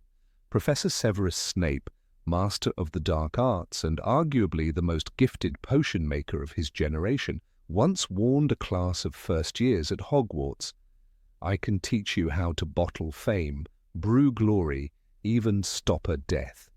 What he did not say that day, perhaps could not say in the presence of children, was that he also knew how to extract memory, erase identity, bend desire, and extinguish hope. Not through wand work, but through the silent alchemy of dark potion craft. Snape's private collection, guarded behind locked cupboards and silencing charms in the dungeons of Hogwarts, was the subject of whispered legend among students. One bottle, clouded and black as spilled ink, was said to contain the draught of hollowing, a potion so corrosive to the human psyche that a single drop could cause the drinker to forget their name, their past, even their reason to live. It wasn't fatal. No, that would be merciful. Victims of this draught would remain alive technically, but as husks, their souls echoing in empty corridors of memory. There are no official records of this potion, of course. The Ministry of Magic forbids the brewing of unregistered and soul-altering substances. But the name surfaced once in a confiscated journal belonging to a Death Eater named Corbin Yaxley, who had scribbled, "I saw it. The hollowing. Snape gave it to him. Goyle's mind cracked like an egg. No curse, no hex. Just a vial and a smile." Yaxley was arrested during the Battle of Hogwarts. He never stood trial, and his death in Azkaban was deemed natural, a stroke. But the healer who examined the body told a different story to her sister, a journalist at the Daily Prophet, that his eyes had turned to a murky grey, and his mouth still moved as if repeating a name he could not remember. The truth was buried with him. It is important to remember that not all dark potions are unknown to the wizarding world. Some, like Amatentia, are even taught in school, though under strict supervision. While it's officially categorized as a love potion, those who understand its true power know that it borders on dark magic, for what is love, if not freely given? When one manipulates the heart, one plays with the soul. Slughorn once claimed that Amatentia was harmless if used responsibly, but he never addressed the case of Eloise Montague, a seventh year, who disappeared for 3 weeks in 1984, only to be found wandering the Forbidden Forest, whispering the name of a boy who had already graduated and left the country. More dangerous still are potions of compulsion, rare, restricted, but not mythical. One such draught, called the Whispering Root, uses powdered mandrake heart and venom from the stinger of an acromantula. It doesn't enslave the body as the Imperious Curse does, but rather erodes the drinker's will until they believe every suggestion is their own idea. "A curse speaks to you," Snape reportedly said to Lucius Malfoy in a private letter discovered after the war, "but a potion whispers with your own voice. That is why it cannot be resisted. Perhaps the darkest of them all is the elixir of the leeching soul, a concoction so vile that even Grindelwald banned its use during his reign. Invented in the 18th century by witch Miriam Blood, the potion draws on ancient blood magic. It is brewed over the span of 13 moons, with ingredients including powdered bone from a living creature and the final tear of a grieving parent. Once consumed, the potion binds the drinker's soul to another, like a parasite. The host feels drained, often ill, but never knows why it's now, while the drinker grows stronger, more vital, feeding on emotion, memory, and eventually magic itself. Snape, despite his allegiance to Dumbledore in the end, was said to have explored a variant of this elixir. Dumbledore never spoke of it openly, but in a letter to Elphias Doge, he wrote cryptically, "There are forces at work even I cannot unravel, Elphias. Severus walks too close to the veil, and in his cauldron I have smelled shadows." The war against Voldemort brought many of these secrets to the surface. Bellatrix Lestrange, for instance, was believed to have poisoned her victims with a potion called Crimson Glass, which gave the illusion of intense pleasure while slowly draining blood from internal organs. The potion was beautiful. It shimmered like ruby wine and smelled of honey and roses. One of her victims, Edgar Bones, was found smiling in death. His eyes were open, and red tears had dried on his cheeks. Potions like these are particularly insidious because they are hard to trace. Curses leave magical signatures, recognizable by trained auras. But potions, once digested, become part of the body. The Ministry's magical forensics department has developed detection spells, but even these fail against ingredients enchanted to dissolve memory or alter magical residue. And then there is the matter of creation. Unlike spells, which can be taught in classrooms, most dark potions are born of obsession, isolation, and a disregard for moral consequence. The most powerful brews require the brewer to sacrifice something personal, a memory, a piece of hair, willingly given, or even a drop of their own blood. In brewing such potions, the creator often taints themselves, not metaphorically but truly. Their magic changes, their wand responds differently. Some cannot cast a Patronus afterward. This is perhaps why Snape, despite being capable of immense love, could only ever produce a Patronus of one kind. It is not hard to imagine that his immersion in dark potions left scars deeper than any visible to the eye. "You have your mother's eyes," he told Harry. But perhaps what he meant was they are the only light I ever see. The Hogwarts library, even in its restricted section, offers only fragments about these potions. Most knowledge is kept in private collections or passed through bloodlines. The Black family reportedly kept a scroll of dark recipes written in blood, hidden inside the bust of Salazar Slytherin. It vanished after the fall of number 12 Grimmauld Place. Some say Creature burned it, others believe it was taken by Draco Malfoy. Given his proximity to Snape during his 6th year, it's not impossible. Draco himself hinted at his knowledge once, while being interrogated by the Wizengamot. "You think curses did all the damage?" he said with a smirk. Some of us had subtler teachers. During the Second Wizarding War, the Order of the Phoenix intercepted several potion shipments headed to Death Eater camps. One crate was marked innocently as dragon liver extract, but upon testing, the contents turned out to be Fog of Despair, a potion that induces chronic hopelessness and hallucinations. Molly Weasley later testified that Arthur, who had handled the crate, couldn't smile for a week. Even his laughter sounded hollow. One particularly disturbing case involved a Muggle-born witch named Amelia Shaw. Kidnapped and forced to brew a potion known as the Black Lullaby, she eventually lost her mind. The potion was designed to be sung to children, a musical draft that, when heard repeatedly, dulled magical ability. It was never used widely, but one of her captors wrote in a diary, "She weeps while she sings. Beautiful, broken music. Even the walls are quieter." Perhaps the most tragic aspect of dark potion craft is that many of its creators believed themselves saviors.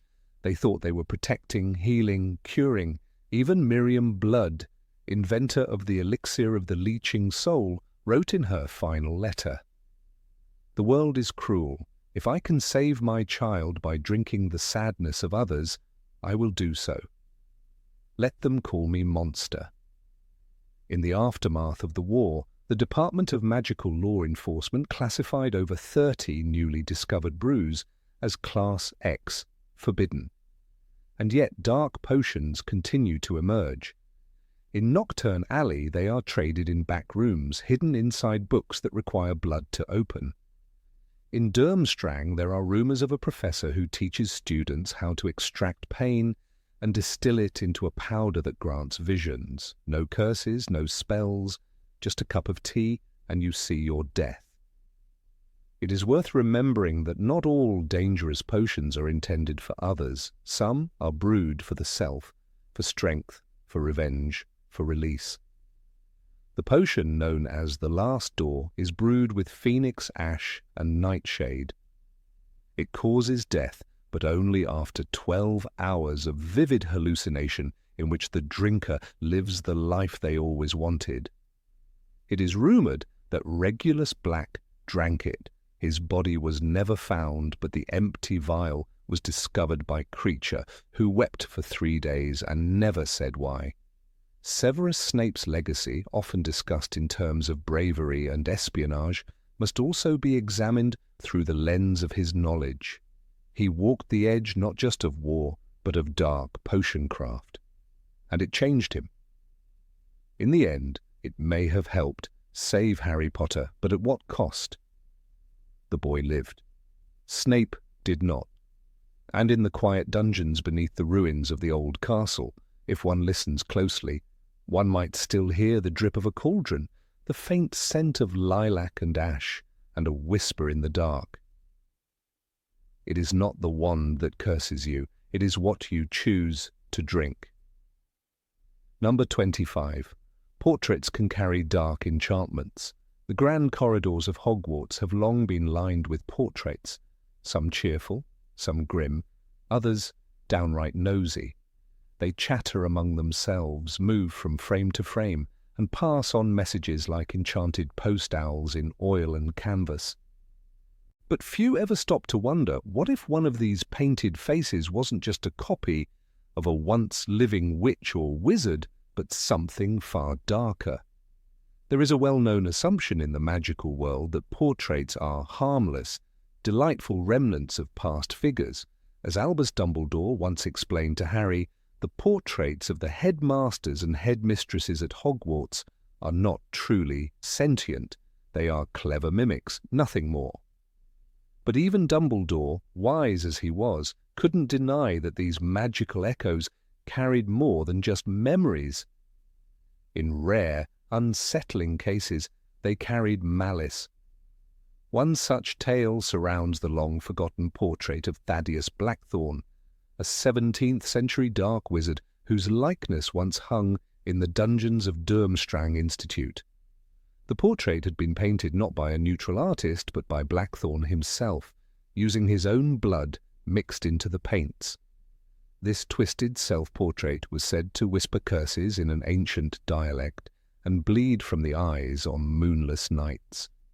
Durmstrang officials eventually removed it after a student went mad, claiming the portrait had instructed him to commit unspeakable acts. Closer to home, the portrait of Phineas Nigellus Black, former headmaster of Hogwarts and notorious for his disdain for Muggleborns, provides a more subtle example. Though not evil, Phineas's loyalty to his pure-blood ideals often clashed with the Order of the Phoenix. His portrait, which hung in both Hogwarts and number 12 Grimmauld Place, was known to selectively filter information. "You know, Phineas," Sirius once muttered bitterly. "Sometimes I wonder if you'd rather see Voldemort win just to prove a point." The painting merely smirked, its eyes glittering with aristocratic contempt. Now imagine a portrait with no smirk, only a void, a blankness so deep it pulls your gaze and leaves behind an echo in your chest. Such was the case of a mysterious painting found behind a sealed door at the back of the Room of Requirement during the final clean-up after the Battle of Hogwarts. Professor Flitwick discovered it when he sensed a lingering trace of magic far more ancient than anything used during the battle. What he found was a portrait, cloaked in shadow, showing a figure whose face was always turned away. Though no one could identify the figure, several students later reported hearing whispers while passing the room, whispers in Parseltongue. Hermione Granger, ever the scholar, feared the portrait might be linked to Salazar Slytherin himself. If a piece of his consciousness were embedded in the painting, she told Neville, then it's not just an artifact, it's a relic of his will. Eventually, the painting was removed and taken to the Department of Mysteries for study. And then there is the tragic tale of Eleonora Windermere, a gifted artist at the end of the 19th century. She specialized in capturing magical likenesses, particularly of witches and wizards, who had passed away suddenly. Her masterpiece was a portrait of her husband, Edwin Windermere, who had died under suspicious circumstances. What no one knew was that Eleonora had discovered a ritual that allowed a sliver of a soul fragile and dangerous, to be embedded within the painting. "I only wanted him back," she later confessed, in a journal found in the ruins of her estate. But Edwin's portrait changed over time. His eyes no longer matched the gentle man she'd loved. They grew darker. His smile turned to a sneer. House elves refused to enter the room where the painting hung. And one morning, Eleonora was found dead, her body twisted in terror, while the portrait's canvas was torn from within, as if slashed by invisible claws. Even in Hogwarts, the use of portraits has long been guarded. Professor McGonagall once explained to a young Gryffindor, "No portrait is ever hung in these halls without a thorough enchantment scan. Dark magic has a way of clinging to surfaces, especially ones meant to preserve. The fat lady, for instance, who guarded the entrance to Gryffindor Tower, had to be temporarily removed during the 1993 to 1994 school year after being attacked by Sirius Black." But few know that during her absence, Argus Filch found another candidate for the post, a quiet, brooding painting of a medieval knight. The painting was rejected after Peeves claimed it growled at him. Not laughed, he clarified, growled, like a wolf. Then there is the obscure reference in Hogwarts, A History, to the practice of anchoring residual emotion into portraiture. One passage mentions an incident during the reign of Headmaster Everard, where a new painting of a deceased Defense Against the Dark Arts professor had to be destroyed after students began experiencing nightmares and hallucinations simply by walking past it. "The eyes!" one boy reportedly screamed before being taken to the infirmary. "They follow me into my dreams!" Dark portraits often start subtly, changing their expression when no one is watching, whispering just out of earshot, warping their surroundings with a slight chill. The magic that animates them is not unlike the magic used in a pensive or a Horcrux, except more delicate, more insidious. While a pensieve contains thoughts and a Horcrux contains life at its most grotesque cost, a cursed portrait contains something in between, intent. Perhaps the most unsettling case in modern magical history was the portrait of the Hollow Bride. This painting, discovered in a ruined manor near Knockturn Alley, was never officially registered with the Ministry of Magic. It depicted a woman in a blood-red dress, her face veiled. Auras investigating the property reported feeling dizzy near the painting, and one trainee, Quentin Marlowe, vanished after staring at it for 3 minutes straight. His wand was later found on the floor, pointing directly at the painting. It is now locked away in the Department of Mysteries, behind 3 enchantments and a silver curtain. The ethical dilemma arises when one considers why such magic is even possible. If portraits are mere imitations of consciousness, then how can they be corrupted? The answer lies in the creation. As noted in Advanced Transmutational Arts, an obscure tome referenced in the restricted section, an artist may infuse a portrait with more than paint. With proper blood binding, the book warns, the painter may tether essence, not full soul, not life, but essence, enough to influence. Few read this chapter, and fewer dare to practice it. But those who do often leave behind more than just art. It's also worth mentioning that not all corrupted portraits are evil by design. Some simply absorb the trauma of their subjects. A painting of a witch who died screaming may echo her final cry. One such painting, of a woman named Lenora Gudgeon, was removed from St. Mungo's after patients began reporting a weeping sound at night. "She's crying for her son," said one healer. "He was taken by Death Eaters. The pain lives on in the canvas." Dumbledore himself had expressed concern over this phenomenon. In a letter to Elphias Doge, he wrote, "We treat portraits as trinkets, as harmless shadows of the past, but I have seen shadows grow teeth."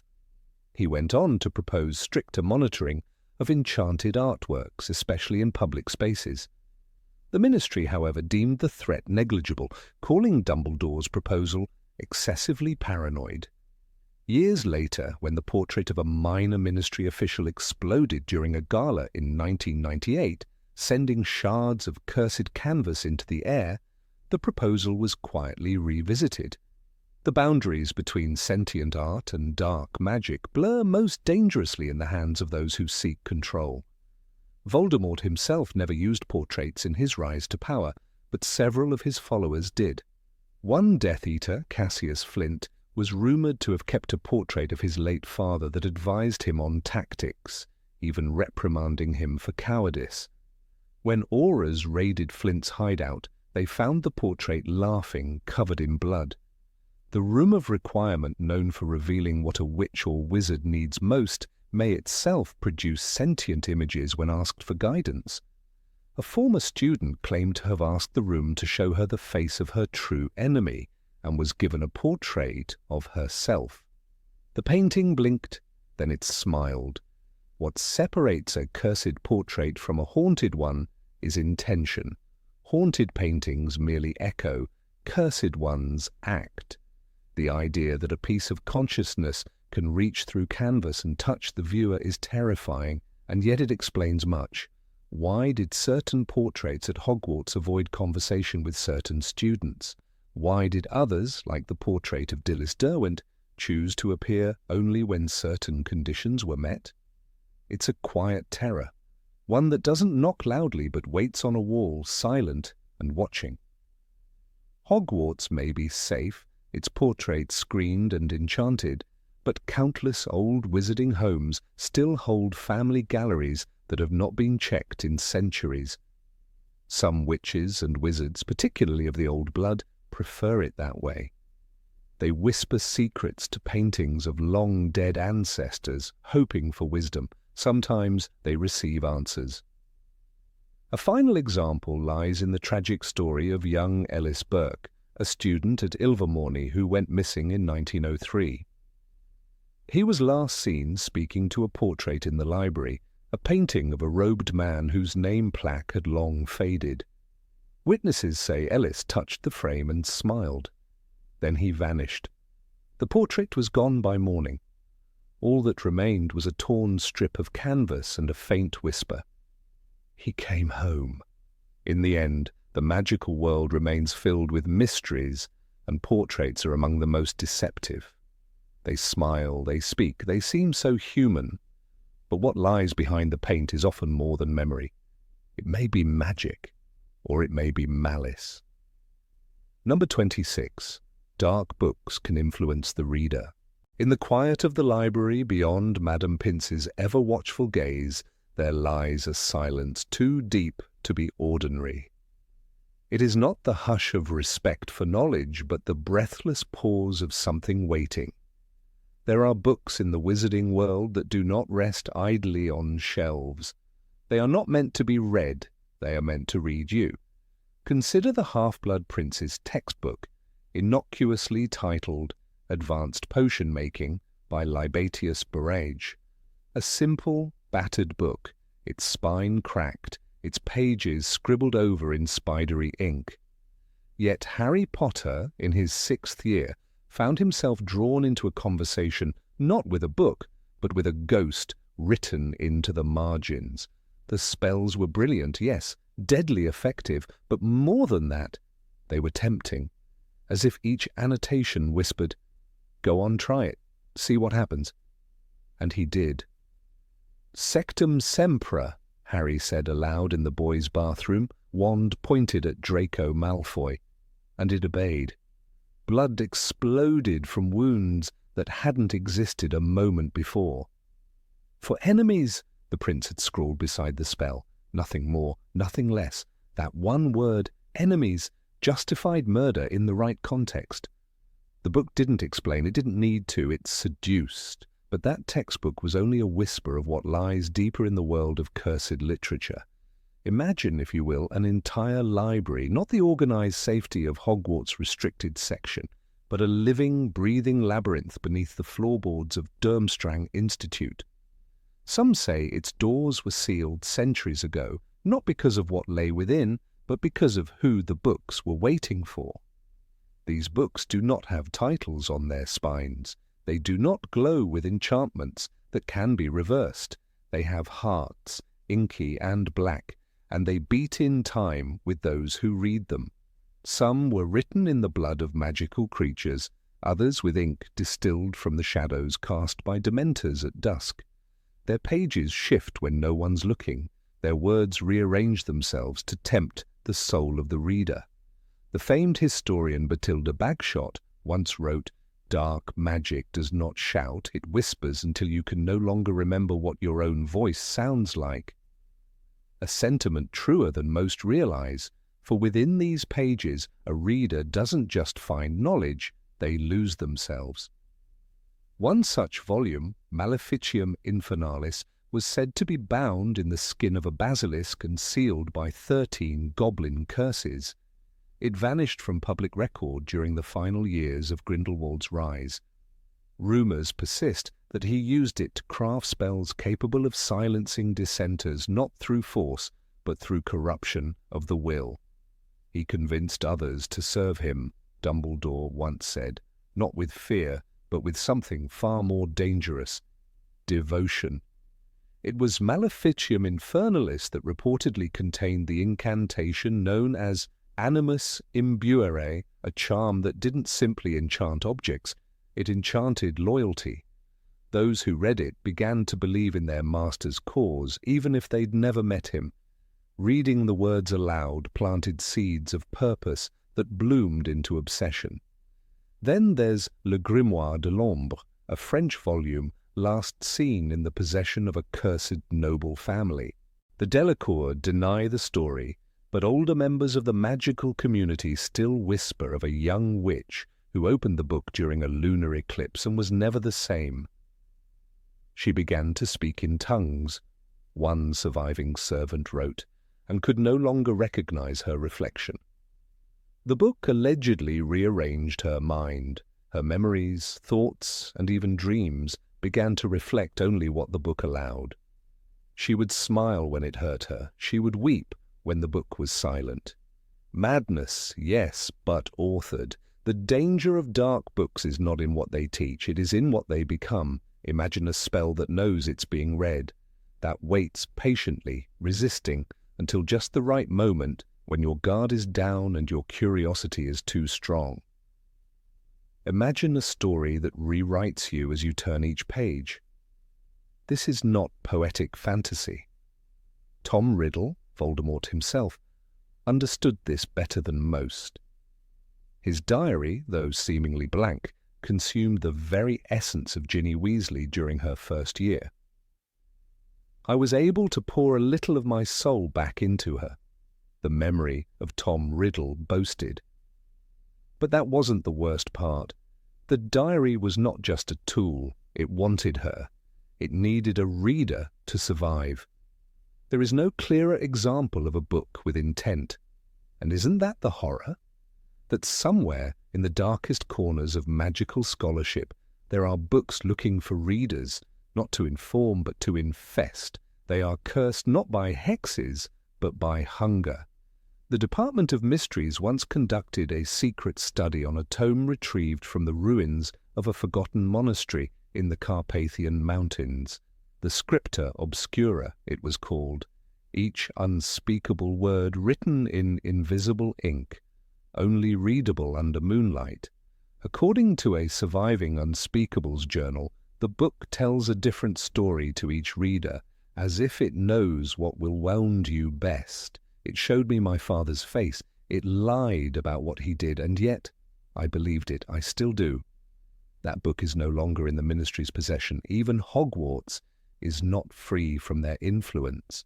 The restricted section, carefully locked and patrolled, holds only the safe cursed books, the ones that scream and burst into flames if read without permission. But the truly dangerous ones, they don't react at all.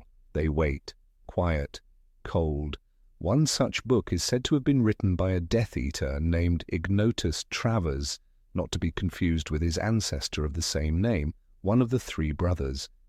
This Ignotus, obsessed with the concept of mental domination, created Veritas Muta, a book that revealed your deepest secrets to you. Not truths you knew, but truths buried so deep even Veritas Erum could not reach them. Those who read it reportedly took their own lives, unable to reconcile what they had read with what they thought they were. Dolores Umbridge once authorized the destruction of such volumes during her brief rule at Hogwarts, but as with all dark things, books have a tendency to survive, especially when they don't want to be found. There are also the living books, yes, truly alive. The Codex Vitiosus is whispered about in Nocturne Alley, wrapped in cursed chains, whispering in Parseltongue when no one is near. One wizard who opened it aged 50 years in a single night. Another went blind, yet claimed to have seen the origin of all evil within its pages. The cruelest magic, however, is the magic that asks you to turn the page. It doesn't command, it beckons. That was the secret of the Book of Dorian Vale, discovered in a Romanian forest and later kept in the private vaults of Borgin and Berks. Dorian Vale was a failed seer who wrote not predictions but compulsions. Every line was a push, every paragraph a spell. Those who read to the end had no choice but to act on the last line. One aura read it and disappeared. His last words, "I must go to the mountain, he's calling." There is a growing belief among magical archivists that certain books were not written at all, but dictated, transcribed perhaps during possession, and that what rests on those pages is not just magic, but remnants of something else, fragments of a soul, a thought, a command, still echoing through time. The Forbidden Histories in St. Petersburg contains one such relic, Zov to me, the Call of the Dark. Written in Old Church Slavonic, the book allegedly causes hallucinations if read aloud. A student once read 2 pages in translation and claimed to hear voices urging her to commit unspeakable acts. The ink, when tested, was found to contain traces of thestral blood and powdered banshee bone. But what terrified the researchers most was not the book's content. It was that the ink had not dried in 400 years. And so we come full circle to the danger of temptation. Because the darkest books don't scream warnings. They don't carry disclaimers or send up clouds of smoke. They whisper, they suggest, they pretend to help, they offer secrets. "I trust Severus Snape," Dumbledore once said, but even Snape, brilliant and tragic, once left behind a book that wanted to be found. That book, the one Harry used, could have belonged to anyone. What if it had found Draco first? What if Neville, desperate to prove himself, had opened it? What if Luna, trusting and open-hearted, had listened to its promises? Magic, at its core, is will. The stronger the will, the stronger the spell. And there are books written by witches and wizards whose wills never died. They live on in ink, waiting for hands to touch them and eyes to scan their pages. So next time you see a book without a title, tucked between innocent volumes in a dusty shelf, be careful. It may not be a book at all. It may be a doorway. Number 27. Darkness can enter dreams. Harry awoke drenched in sweat, his scar burning as if touched by fire. The echo of a high-pitched laugh still lingered in his ears. This wasn't an ordinary nightmare. It was a message, a window, a wound. In Order of the Phoenix, we see the terrifying extent of Voldemort's reach. "He's got inside you, Harry.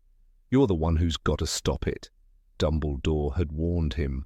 But what few knew was that Lord Voldemort wasn't the first wizard to master this art.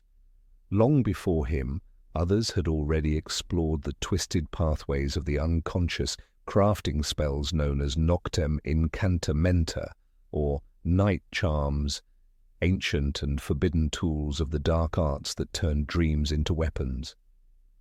The Ministry never spoke of them. The Department of Mysteries tucked away the few surviving scrolls behind a veil of misdirection. Yet there were those who remembered. Dream manipulation, or oniromancy, had once been studied alongside legilimency and even considered a branch of it. But while legilimency involved reading thoughts and memories through eye contact, night charms required no proximity, no wands even, just the vulnerable mind of a sleeping soul.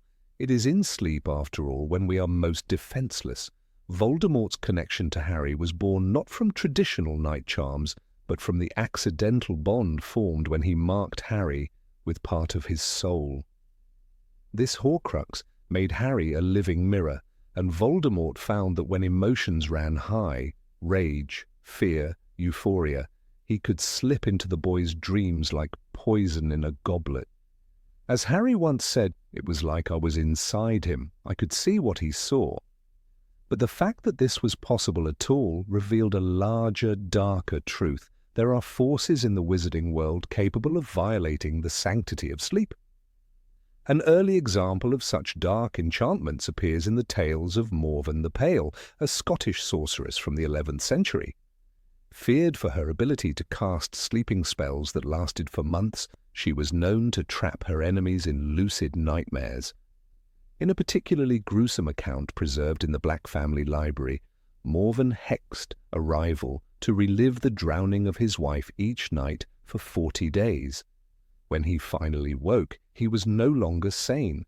No spell had touched his body, but his mind had been burned raw. In modern times, similar curses were rumoured to have been used during the First Wizarding War. The Lestrange couple, Bellatrix and Rodolphus, allegedly placed a curse on an Auror named Thomas Witherby. He fell into a coma riddled with night terrors, whispering the words, "He walks in ash, he walks in ash," over and over again in his sleep. He died without ever waking. No known counter-curse could reverse what had been done. The line between vision and nightmare is perilously thin, and Harry learned this too late.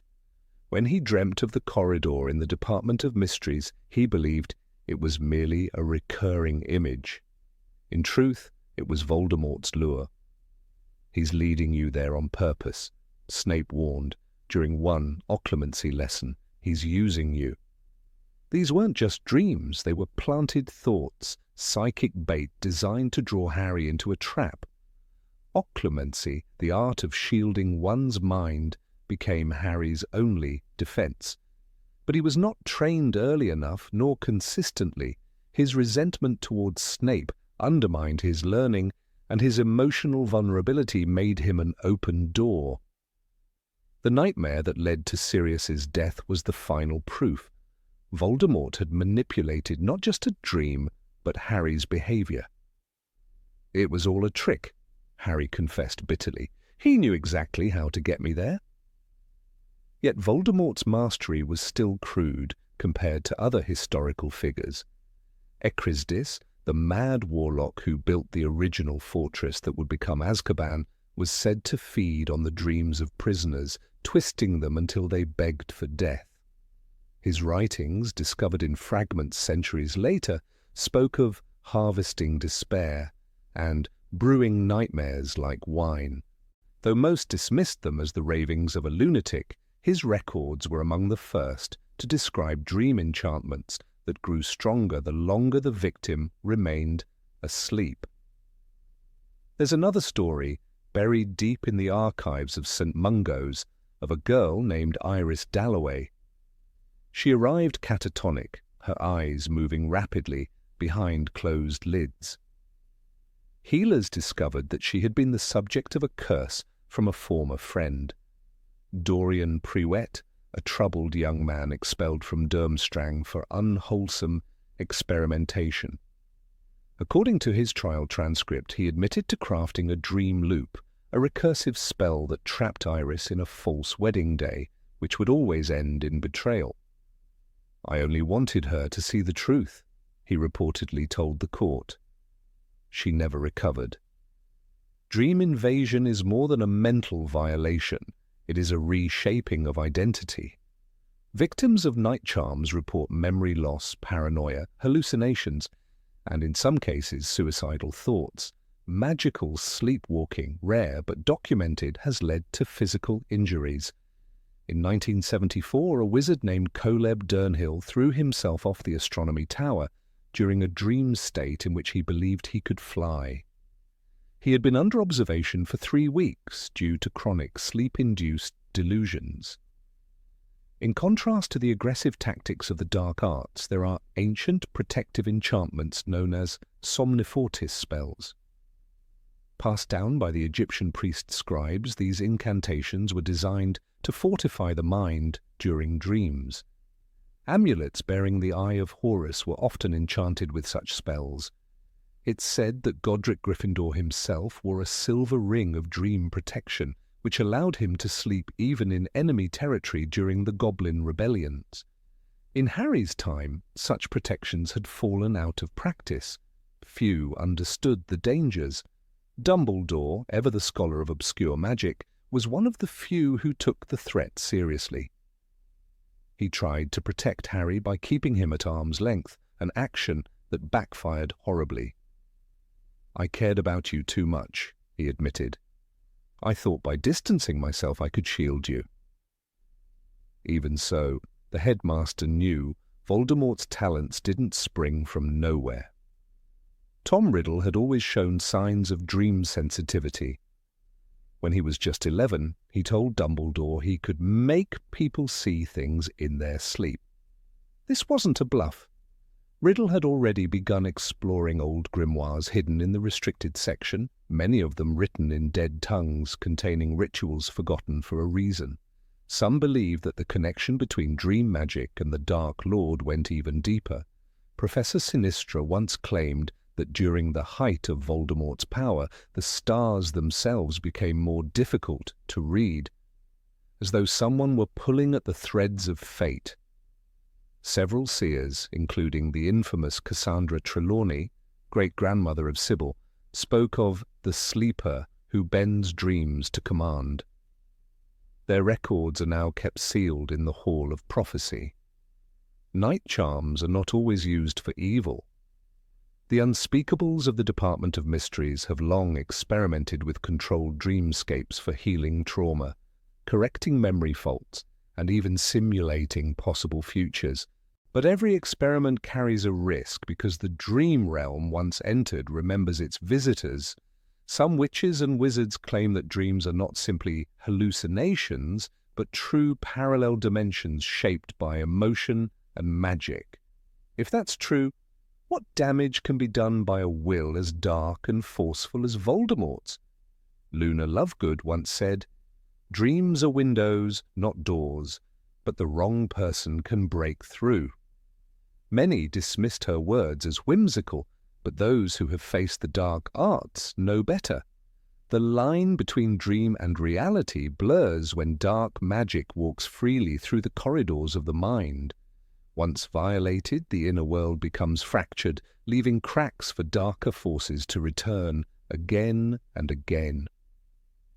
Even after Voldemort's fall, Harry reported recurring dreams, some of which were eerily similar to his earlier visions. "Sometimes I still see the corridor," he once told Hermione, "but it's empty now, like something's waiting."